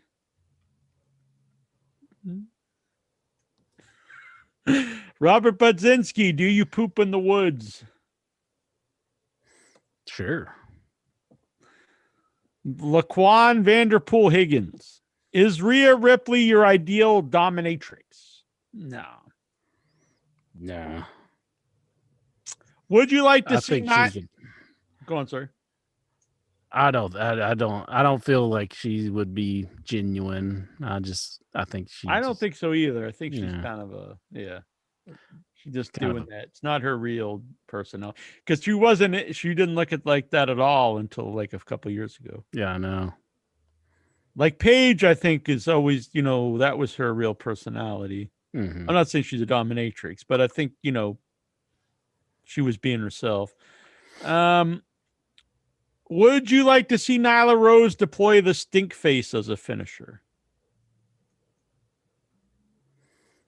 Yeah, I think she's got a good finisher as it is. I do too. What's Hulk Hogan's greatest all-time match? Interesting. Oh, I really like the Rock match. that's a good one. I really like the Andre the Giant match. WrestleMania 3. I know some people say it's not a good match. I disagree. mhm. Yeah, I always say that. Macho Man. Yeah. Was it 4? Yeah. 5. 4 and 5? Oh no, No, four 5. is the tournament, so 5. Yeah. Yeah. His Warrior match is really good. Yeah, he pretty much carried Warrior. Well, I mean, Warrior did stuff. Yeah, but the he put Goldberg match. match is fun. Goldberg wins the title on Nitro. Mhm. Vince McMahon. Yeah. I know that. I don't really remember it too well, but Mhm. I remember seeing some of his Japanese stuff. It really is good too. Yeah, he's had a lot of great matches. I mean, It did have a couple of mess ups in it, but I kind of enjoyed the cage match he had with Piper at Halloween Havoc. Even though Savage missed the flying one, he missed that. But if I had to pick one, I'm going to say the Andre the Giant match. I mean, it's a big match in my youth. I would go with that. Very me meant a lot to wrestling. Would you say uncle if Jay Cargill made you? I guess so. Yes, man. You gotta. I mean, you don't want your arm to get broken, do you? Mm-hmm. That's an angle that's really terrible. Her and that manager's the shits, I think. Now they call him Smart Mark, whatever. It's I hadn't seen that. I know what you're talking about though. Does Jack like to walk? Yes. Is that even a question at this point? What does Incher fingering at the end of his most recent YouTube video? What was Incher fingering at the end of his most recent YouTube video? I was tripping the optical sensor. It's basically a beam of light that goes across, and you go like that, and it goes bing, bing. I was showing that it was fixed. I fixed the switch that I was trying to fix. Who asked that question? Dobbs. Dobbs, you know better. You know better. Brian Matthew Clutter, your young boy, he wants to know, what are you doing to commemorate his birthday this weekend? It's his birthday when I decide it's his birthday. That's what I have to say. I don't know. I don't know. I'll do a stick Jim Cornette in the window. I'll do a cameo or something for him. I'll say I'll do like the whole script, like, you know, they go, "Hey, I hear it's blank's birthday. Happy birthday to you, man." Jonathan Jackson, how many dicks would you suck to save your co-host's life? My answer to these kind of questions are if you're going to ask these questions, you have to come up with a scenario of why this would happen. Like, what scenario would it be where dicks had to be sucked to save this person's life? You know what I'm saying? That's some Saul shit right there. Right. You have to set up the whole scenario for me to answer these questions. Incher's going to be torn in half if you don't. If you don't, you have a choice: live or die, suck or die. Jonathan Jackson, who in the Headyverse is smuggling watermelons under their shirt? Cornette said this about Cody's wife, and about having a baby, which then Hannibal tried to turn into some kind of racist thing, saying she was a watermelon, but that's not what he said. No, I don't think that's what he meant. Kind of a weird dude. I don't really like that stuff when he's like trying to get people into trouble, like being this weird snitch. That stuff's really low life stuff to me. Jonathan Jackson, if you found out your co-host was dating your mother, would you snap and beat his ass or call him daddy?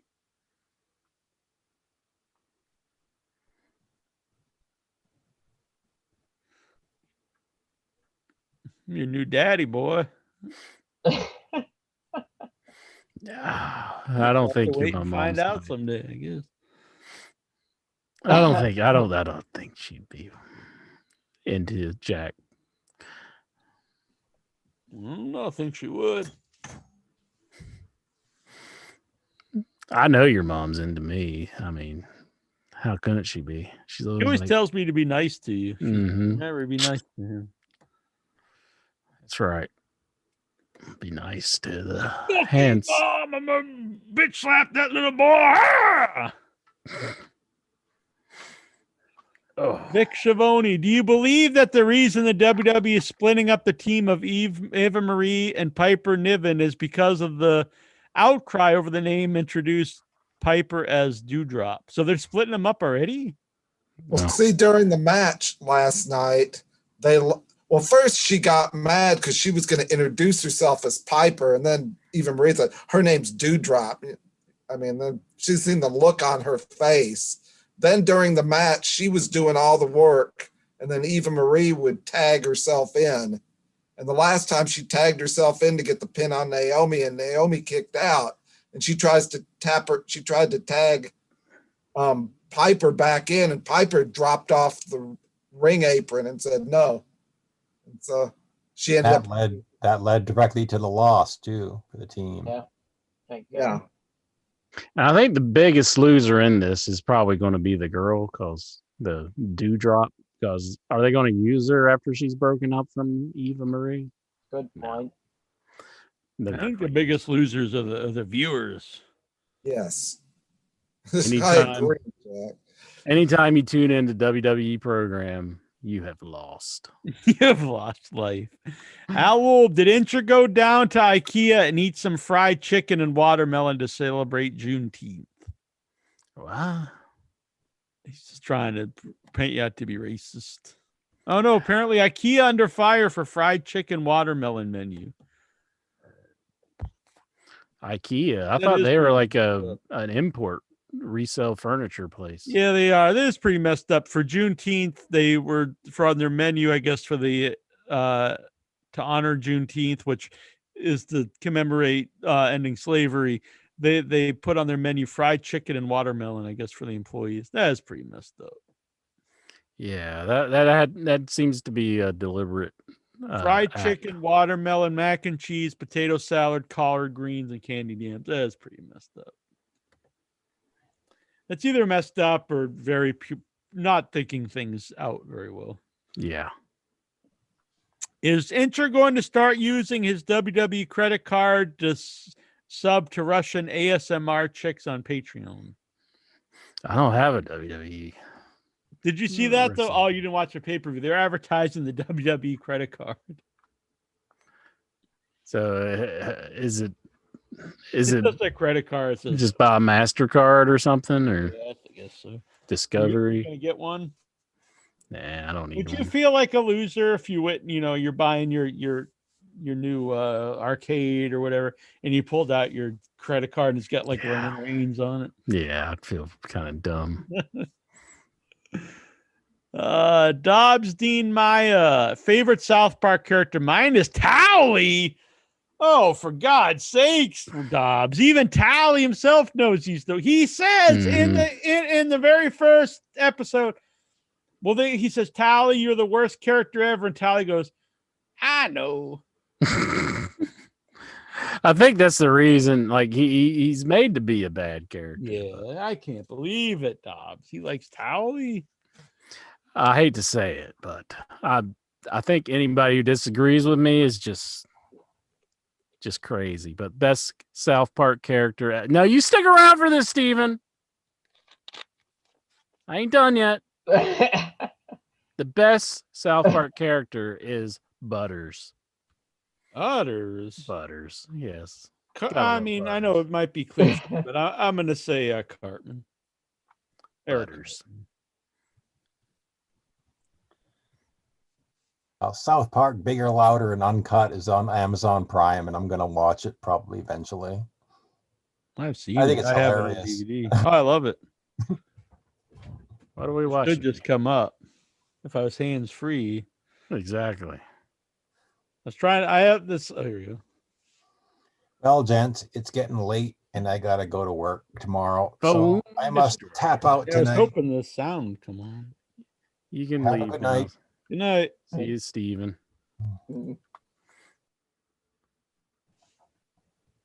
Phone Destroyer. Is that It's good? a fun game. Yeah. Good game. I like it. Now it yells phone destroyer when I don't want it to. Now I actually want it to, and it's not yelling phone destroyer. Come on, phone. Yell it. It didn't do it. It's just playing the song. But then usually when you turn on, it goes phone destroyer. But it didn't. One time I wanted to. I remember when I was sharing a room with Mitten, and I was trying to play it private secretly, and it would come on phone destroyer in the middle of the night, and he'd that bitch, and he'd secretly record me. Uh-huh. And send it to Incher. He's like, look, he's saying he don't play video games. He's playing this app on his phone. Yes, Mitten. Yes. Do my bidding. Incher's young boy wants to know what's the best time of the day to poop. Man, your young boy's whacked. Normally after you had dinner, that's the best So time. the evening, So the evening, yeah. like a nice poop in the morning. Get up. Shitting in the morning, shitting in the evening, shitting At at dinner time. shitting at dinner time. When shit's on a bagel, you can take a shit anytime. Well, you don't want that on a bagel, though. Remember that? That was the bagel ad, though. Mm-hmm. Thoughts on Incher's boy Hannibal trying to get Jim Cornette in trouble? Yeah, that's shit. Why is he my boy Hannibal? I don't know. I think anytime someone does something, It's my boy. your boy. Yeah, okay. Is everyone excited to see Alex Wright come back? Yes, I'm a big Alex Wright fan. He's coming back. Yeah, he's like all jacked now. He's like almost 300 pounds, and like a big muscle man now. Awesome.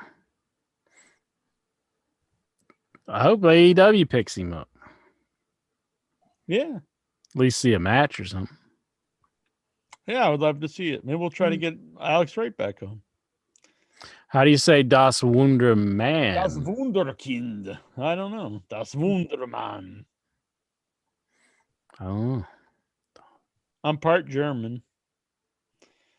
Owl, has Incher ever burned a cross? No, good lord! Why do you even read this guy's questions? They have everything he sends in on Facebook now has to be approved. Everything. That's true. It's like why is this questions just sent through now? Owl, how much coleslaw does Incher put on his hot dog?